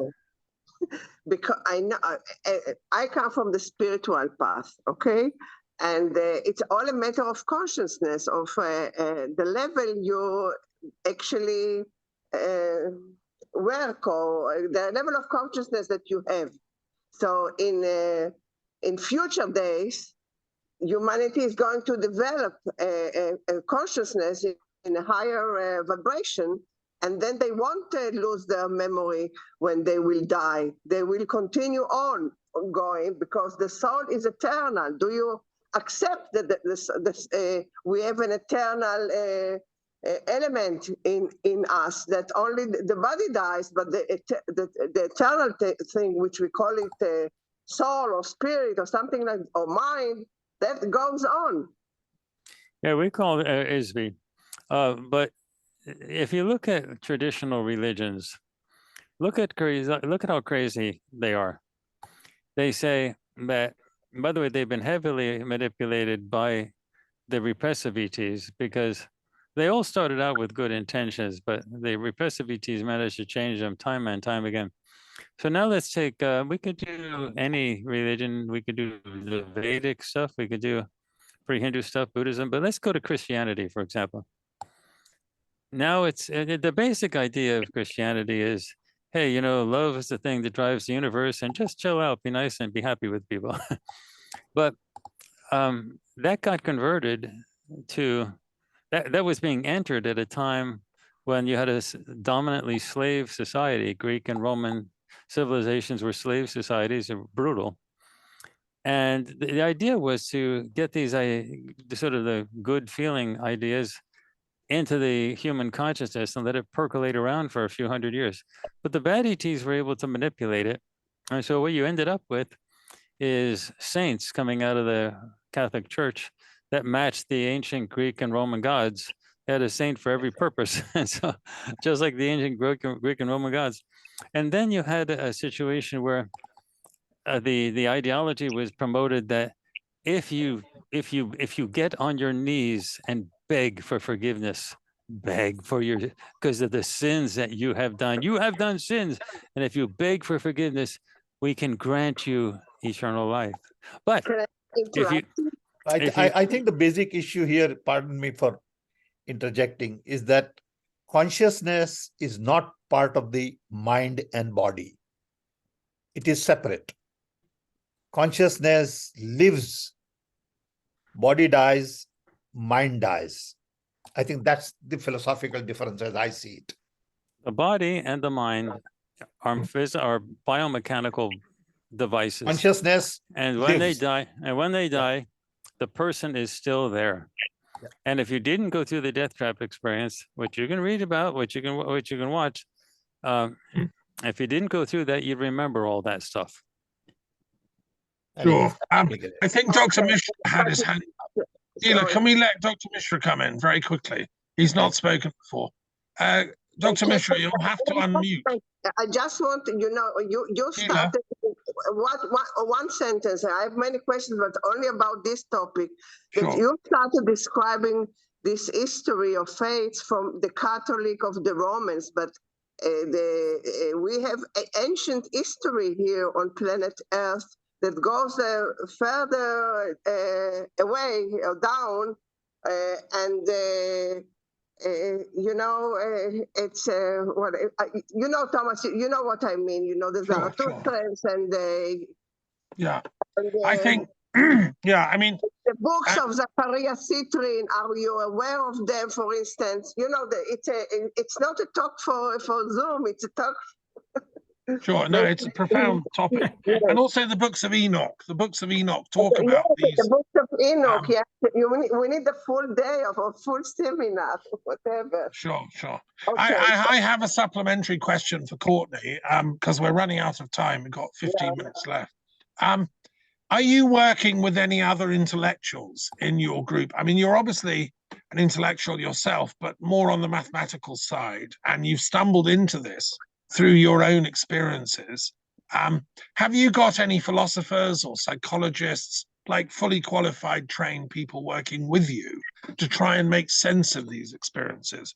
Well, And specifically religious studies experts, because we could spend a whole day going into the religious implications of what you've said. We don't have time now, but tell me what intellectuals you've got working with your team. the intellectuals that you're talking about are academics within the academic community, and there's none. The academic community was very derisive and very dismissive of all of our early work. It is not anymore. It's silent now. However, we have not gotten to the point where this subject can be talked openly. We do not have a single university in the United States, or I suppose it's in Europe, that has courses about this topic. It's forbidden to have. That will change as the disclosure movement coming out of Washington gathers steam. There'll be more of an incentive for people to start talking about it, but it'll always be focused on the do extraterrestrials exist question, a really dumbed down question. No one's really going to be talking, at least in the near future, about what the extraterrestrials are doing. So that's where we are right now. There are many academics who used to be laughing, used to be derisive. They're not anymore. They're silent. But we are not getting them. There's a tremendous fear factor to be associated with intellectually a group that takes us seriously, as a tremendous fear factor for the careers of academics. Yeah, that's a problem with the sociology of knowledge and the way it's structured. Dr. Mishra, could you introduce yourself and then make your point, please? Yeah. Yeah. Okay. Yes. Yeah. I am Dr. Mishra from India, Mumbai, and I liked your talk, and I'm a biologist as well.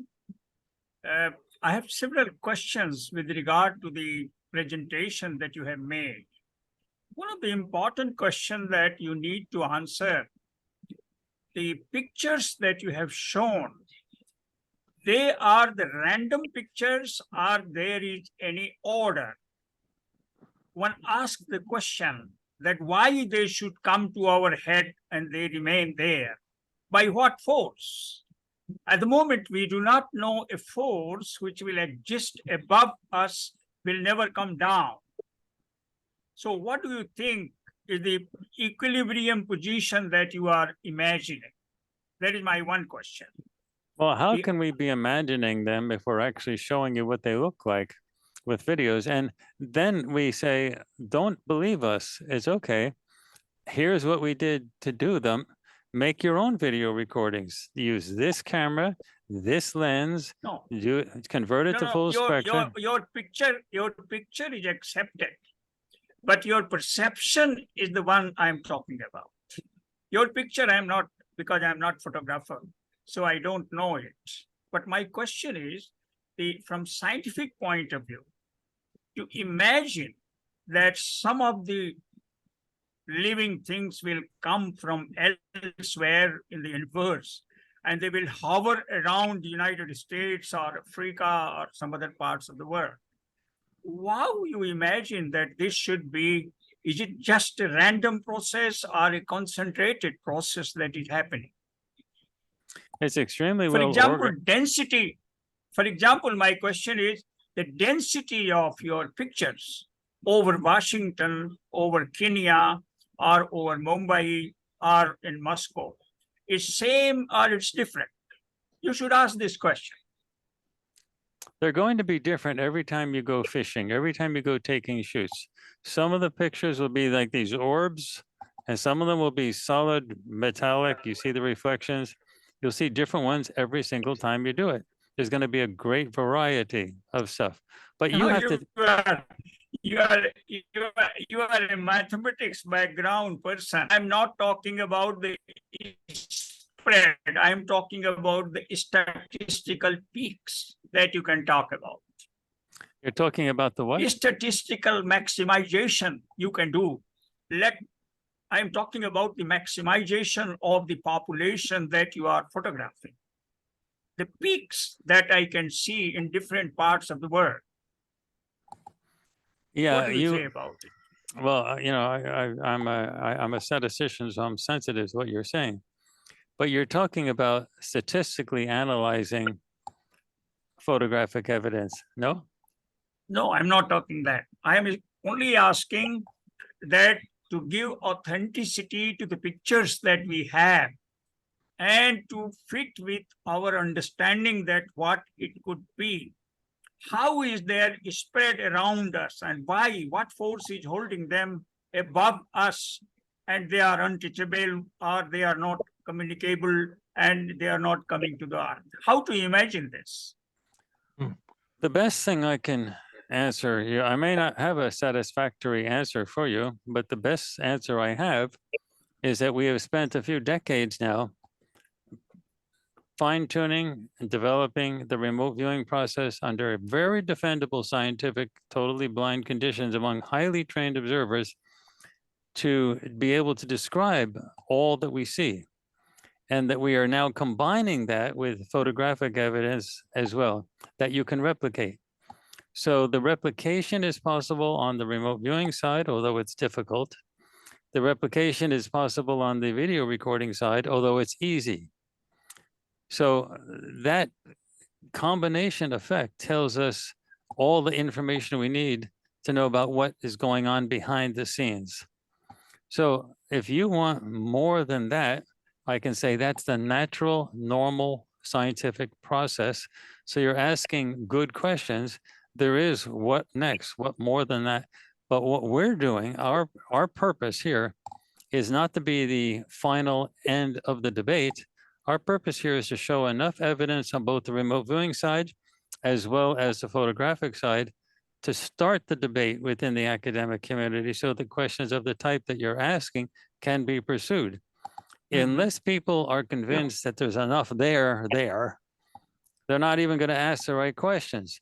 So it's not that you're asking wrong questions, you're actually asking great questions. It's the next step.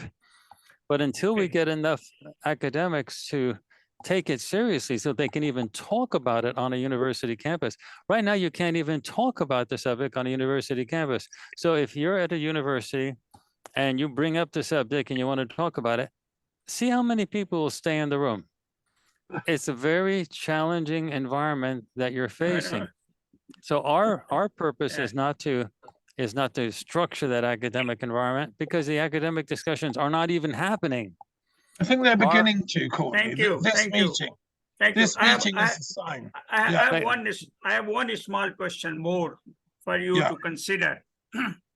And the question is that we know you said that in the ship of the picture that you see, there are humans like us.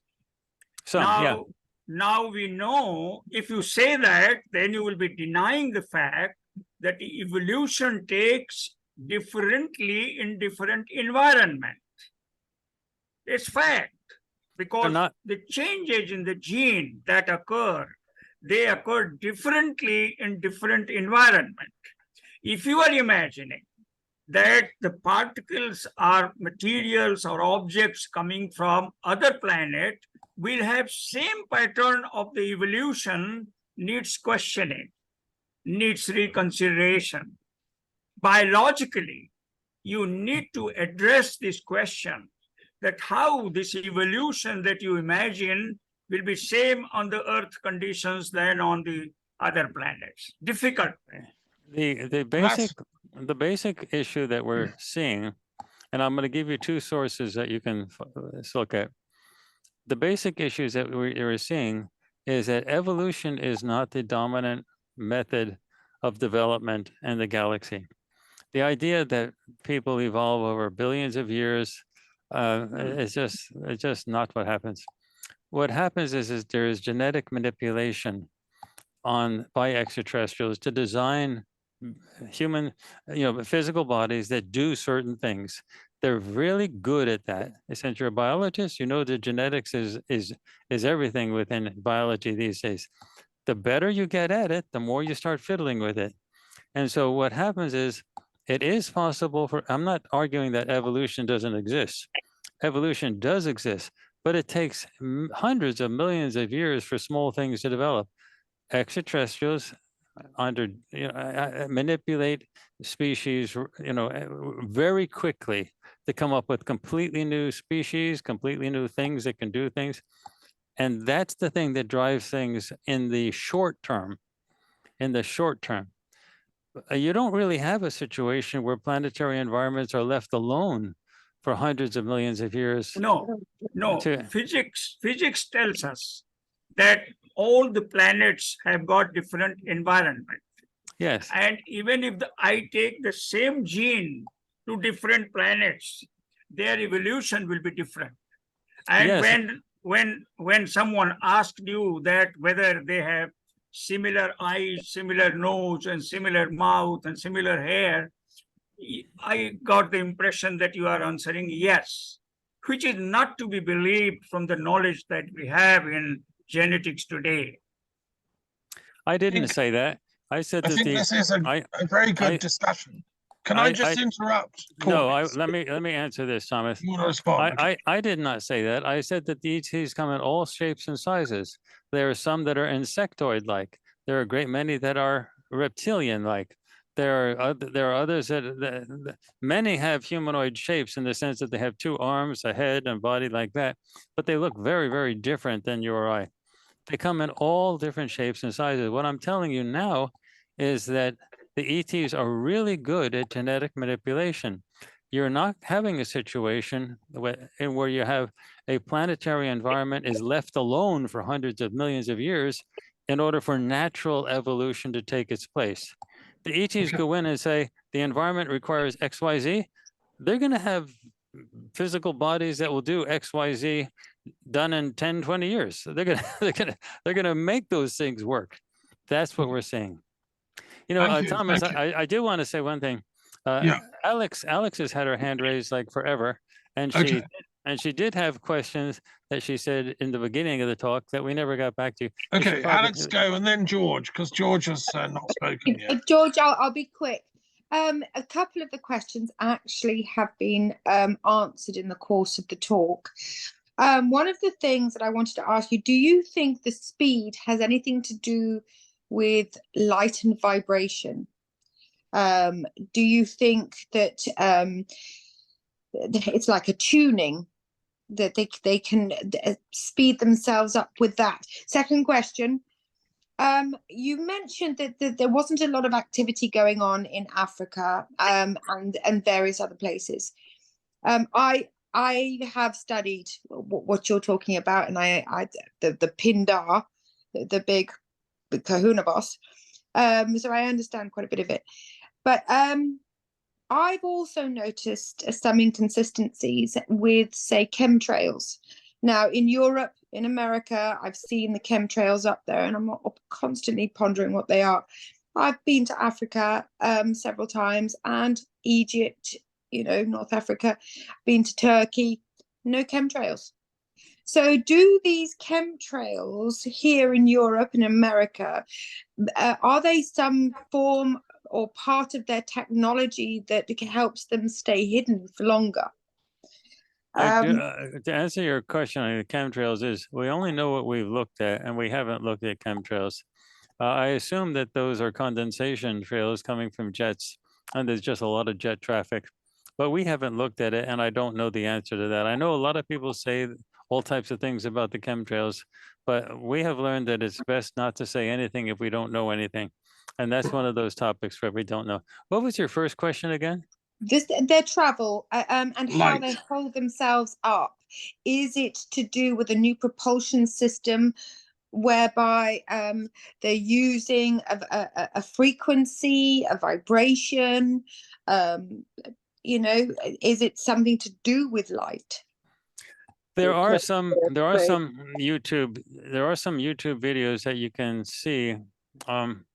I don't have one to show you right now, but I've seen them often. My son Aziz, he shows them to me all the time, where home inventors are showing how you can get flying objects using just electromagnetic waves, just electromagnetic stuff. And electricity doesn't have to be too super powerful. It can be worked off of a series of car batteries, but you have to configure it a certain way. And it doesn't use helicopter type propulsion where you're lifting. It just electromagnetic stuff, and the things fly. So we're assuming that type of technology is the type of stuff that the ETs actually use, but it's clearly not a thrust kinetic type of thing that we did. To answer your first question, I remember your first question about the vibration stuff. What we have found is that the electromagnetic spectrum is very wide, and the visible band of the electromagnetic spectrum is very narrow. That things manifest within the electromagnetic spectrum on the quantum level as what they call superpositions. So you get waves interacting with waves through the principle of constructive and destructive interference until you actually get some manifestation of something, and you get the emergence of an actual particle. And that's considered to be the cause of the Copenhagen interpretation of quantum mechanics, which people like Hugh Everett, who got his Ph.D. under John Wheeler in 1957 in Princeton, called a monstrosity. You just can't say that all other possibilities don't happen and only one reality actually occurs. So that resulted in a set of theories that we often call the other worlds theories, that there are actual many different varieties of existence, many different timelines, and you don't bump into them. Like you don't have one reality bumping into the other like planets crashing, because there is no such thing as real solid physical matter. All you have is frequencies, all you have is energy. And it looks like it's physical, it looks like it's real, but the physicists have never found anything solid. If you take a pen or something like this, you dive into it, you just get empty space and molecules. You dive into that, you get empty space and atoms. You dive into that, you get empty space and subatomic particles, and down the rabbit hole it gets. So some of the big particle colliders are looking for proof that there is something solid, that they can actually find a real particle. They've never found it. The reality is the only thing they get is energy and frequencies and these superposition elements. And so if you argue in favor of a generalization of quantum mechanics, then all of us are are manifestations of superposition aggregations. And that's why we don't bump into our other realities. That's why the past, the present, and the future can exist simultaneously and nothing collides. It's like a radio where you have a station that's coming clearly over your receiver, but it's not interfering with a station that's at a different frequency. They just don't mix. They don't crash into each other because the frequencies are actually different. Right. So with That's regard lovely. with regard to your let me finish, Thomas. Sure. With regard to your questions, with regard to your question on frequencies, you have the entire electromagnetic spectrum, and the quantum mechanics elements would operate across the entire electromagnetic spectrum. So you are going to get beings and planets and everything all everywhere. So as you get farther up the electromagnetic spectrum, you're going to get those same superposition manifestations everywhere. And you would probably want to call them higher frequency beings, higher frequency planets, but they're just the same superposition principle, but occurring at different places in the electromagnetic spectrum. Thomas, you really should let George speak. That was all I was trying to do, was get him to come and ask his question. Okay. Thank you. George, can you go next, please? Yeah, thank you so much. Thank you so much, Courtney, for this wonderful presentation. Now my question is, besides the UFOs, what else exists, or what more exists, what is equally fascinating, and how is their life supported? What do you mean, what else exists? Yeah, beyond you've shown us, photos, pictures of the UFOs. And so I was wondering whether there's anything else that exists beyond that, you have seen through your cameras. I would advise you to take a free week at farsightprime.com and dive into all of our projects and see what we've actually been discovering. It's way too big a topic for me to summarize just quickly. That type of a question, it's a good question, really involves detailed diving in and seeing all the different things that we've discovered. What else exists? You have to see it to believe it, and it's a lot. Okay, that's All right, a good answer. Thank you. Sean, do you have a question or a comment? You've listened carefully from Ireland, and I'm not sure. Yeah, Sean, what do you want to say? No, thanks very much, Thomas, and thanks very much, Courtney. No, I would be very much on the cynical, or certainly, I mean, I'm very much into science fiction. I've read an awful lot of science fiction, and I can see a lot of maybe that's through as Courtney was saying, the people in Hollywood, they've got those ideas from, Men in Black or whatever else it is. But I'm a skeptic, let's say. That's all, Thomas. That's all I've got to say. But thanks very much for the very detailed talk you've given, Courtney. I'm just holding my... Sure. Okay, so... Get the camera ready, Sean, is all I can say. So look, I think we've come to the end of our time. We don't want to take up more time. Just to conclude with thanks to Courtney for coming, speaking, to say that if you want more intellectual input, I think you'll find us in the World Intellectual Forum quite friendly. We would like to help you in this mission, because I like tackling taboo topics. Peace is a taboo topic in a lot of academia. Sean is an expert in peace studies. Most of the people involved, George, we tackle the taboo topics. And so the topics you're raising are very, very taboo. So that means we should roll up our sleeves and get busy, as far as I'm concerned. I think my only comment would be to echo Gila. I would be very sad to go away from this meeting thinking, oh my God, I was looking forward to the tunnel of light and going to the kingdom of God and the heavenly library, but now I'm told I'm going to be trapped. I just don't accept that argument, Courtney. I'm sorry. As a philosopher of religious experience and near-death experience, you're going to have to present an awful lot more evidence to convince me that we're in a death trap. It sounds to me very much like Scientology. Thomas. Just think of how ridiculous that position is. You haven't even seen the project on the death traps. Well, okay, I'm going to listen to it, fine.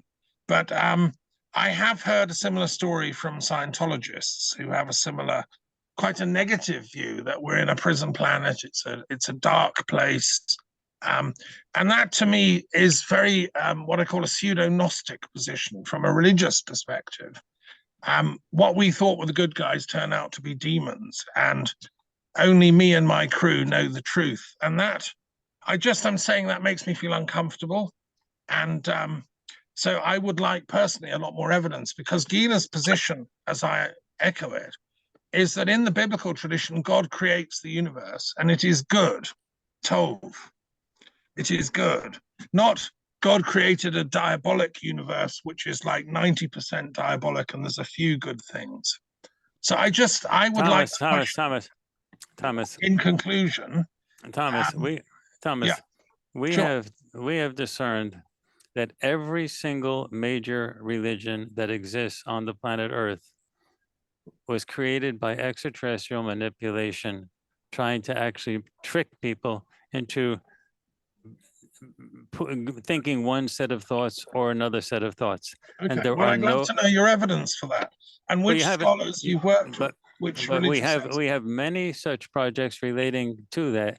We went back to the ancient Greek and Roman stuff, where we looked at Ra and we looked at Zeus. Zeus is a good example. Zeus was not some type of fictional god. He was a guy, a real guy. And he was the prison warden of this place. And he was also an absolute total serial rapist. He used to take his ships and his buddies and go out and rape teenage girls at will. That's all he was. He was a brutal prison warden rapist. That's a theory, Courtney. Thank you very much for the theory. No, it's not a theory. It's a set of and where's data. Lucifer? Where's Lucifer in your story? Is he... And where's Yahweh, for instance? I mean, are they all bad? Are they all?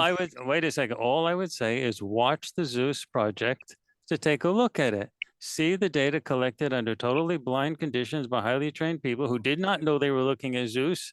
They did not know anything, but take a look at what they got. And then you decide for yourself. And it's perfectly okay to dismiss everything we do. I'm not dismissing. I'm just asking questions, which is the purpose of today's meeting, as a scholar of religious studies. And I would like to still maintain, I think we're coming at this from a different place. I've also spent 30 years studying all the world religions, and I've homed in on the good news within them all. So within Hinduism, within Buddhism, within Judaism, within Islam, within Christianity, within Druidry, which is one of my major commitments, I also find great wisdom and light and beauty and truth. So when you say they're all manipulations of dark demonic forces, I'm sorry, I have to say no. There are dark forces sneaking into them all, but there are light forces too. And I put my faith. Thomas, what we have found out is almost always you have good meaning extraterrestrials that come in and create these religions in the beginning with good ideas and good intentions. Right. And then we see as time moves on, the negative entities actually manipulate them and change them to produce a sort of robotic automated society. Well, it's time to kick them off the planet. That's my position. I don't want those dark negative forces. What do you think I'm trying? What do you think we're trying to do? I'm here talking to your group, literally hoping to advance that agenda. Okay. The only thing I'm trying to do here is to get people to start questioning, to get people to actually start talking about this stuff, and the whole idea of saying, are we alone in the universe? Do you realize how stupid that question is? Anybody with a properly configured camera can go into their backyard and take pictures of extraterrestrial spacecraft that are going 20,000 miles an hour, 32,000 kilometers an hour at will in any 10-minute period and get 50 of them. And No, go I over think that different- was really invaluable. And how much would the camera set cost? Just to ask a normal question, Courtney. You're talking about 4,000, 4,500 total investment, because the camera Right. itself, the GH6, the body is around $2,100 US dollars. And then you have to add a $900 lens to it. And then So you for have to $5,000, I can buy the kit and start taking the photos. Yeah, the issue is, and it's on that link. I described that. Remember that link? I described the entire process. The Thank you. camera, No, that was really important. We the appreciate ca- that. and a Yeah. lot of people who work at academic and universities, they have research money. They have $5,000 to buy things like No, I that. mean, absolutely. We should get. And can I just say about academia? I'm not connected officially to Harvard, but I do attend a thing called the program for advancing spirituality at Harvard University. And every year they have a conference for new religious movements, new spiritual movements to come and give talks. I'm sure they would invite you to come and talk. So go and meet the experts in religious studies like me who are looking at this stuff. They'd love your presentation, and you can bounce ideas off them. If you can get them to invite me, I would be very appreciative. I'm gonna work on that, because they're very intelligent people and they would appreciate what you're doing. Right, okay, Gila, did you have a final question? You were caught in mid-flow at one point. Will you wrap up for us and then we'll close? I'm not going to ask any more questions. I just would like to say that in Tel Aviv University, I've heard lectures about it about 10 years ago. Lecturers of astronomy would talk about it. There is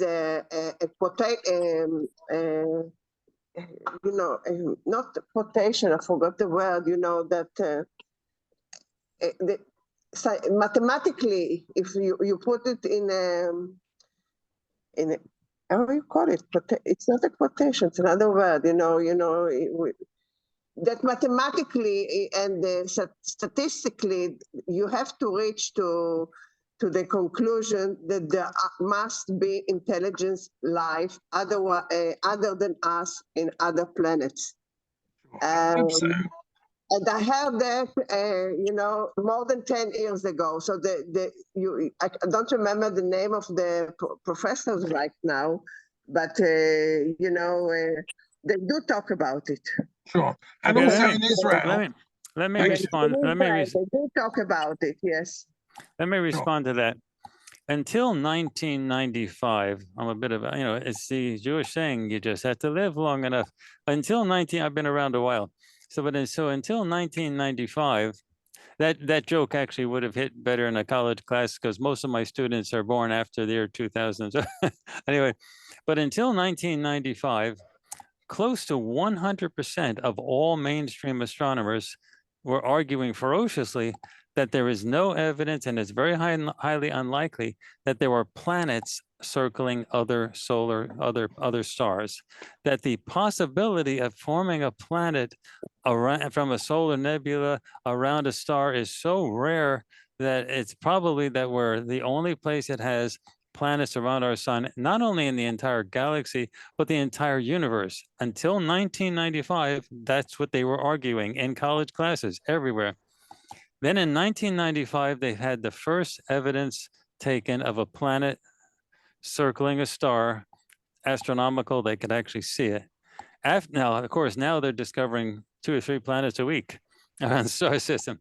But that was what they had originally argued, and this directly relates to your question. What they were originally arguing was a religious point of view. They wanted to believe that they were unique. No, it's not religious at all. No, it's come from scientific. Okay. Let me finish. Fine. The only thing they could have said scientifically is the statistical answer, which is the mean. And in the absence of other information, they can only use descriptive statistics. They couldn't use inferential statistics. They could only use descriptive. And the only prediction they could give was the mean. And they had a solid sample of one solar system that had 9 major planets, an asteroid belt, comets, meteors, junk galore all over the place. The only thing they could have scientifically said is that must be the average for the entire galaxy. Around every star system, they probably have an average around 9 major planets. That was the only scientifically defendable stuff. The statement that there were no other planets around any other star system was totally a religious belief system. It had nothing to do with science. Now, that same argument applies to biology. It applies to life on other planets. For them to be arguing there's no evidence of life elsewhere in the galaxy, yet they have a sample of one. They have a sample of one planet, and there were billions of life forms on this planet. For them to say there's no other life in any other part of the galaxy, it's exactly the same as saying there's no other planets anywhere else in the galaxy. It's preposterous. The only thing you can say is in planets that are living in the temperate zone of a solar system, where it's sort of warm, not too hot, not too cold, in the presence of water, there must be billions of life forms. That's the only prediction you can actually make. Anything else is religion. Anything else is a belief system. No, I'm not. I can't argue with that. I don't have the details. What I'm talking, it's about 2003, something like this. It's not 1995. And, you know, they're discovering, you know better than me, that they're discovering now many planets that have ecologically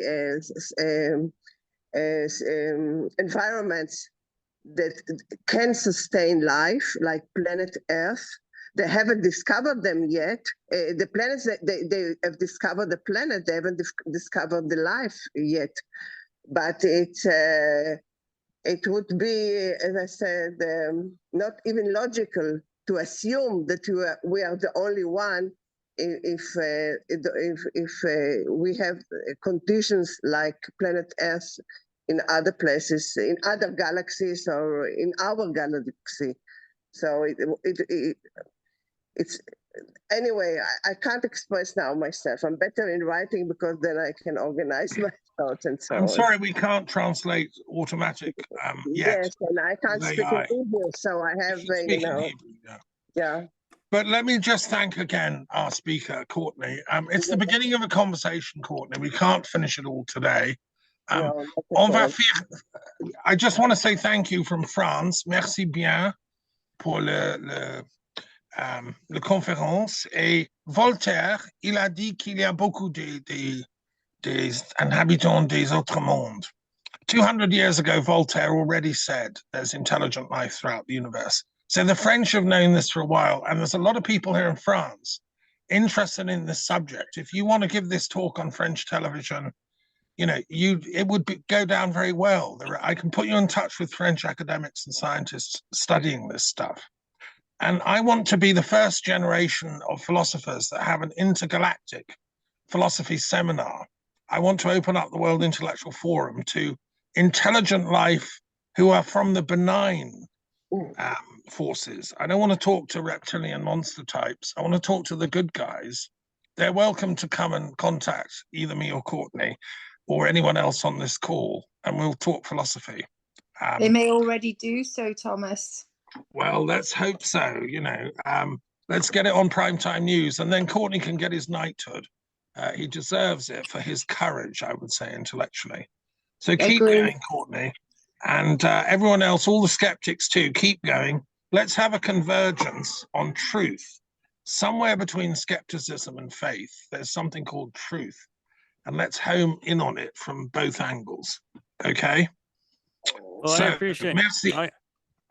appreciate the kind words, Thomas, and any connections that you make or anybody else in this meeting makes with me, with other groups, to be able to talk in other settings is welcome and appreciative. I do not walk into this unprepared. I know that every time I go, I'm going to have a battle. And I don't mind talking, and I'm not expecting a situation where meetings will be easy. So this is the type of environment I'm walking into with my eyes fully open. But I appreciate your kind words, Thomas. Thank you. It's our duty as intellectuals to support thinking. And one thing Courtney's doing is profoundly doing some new thinking. So he's on the team as far as I'm concerned. As are we all. Definitely. Yeah. Okay, God bless everyone. Happy Mary Assumption Day from France. And vive la République. Thank you Bye-bye. all very much for listening. You've been a very patient audience. Thank No, you. no, we're Thank you. seekers of truth. Yeah. Bye-bye now. Thank you. Okay. Bye. Bye-bye. Thank you.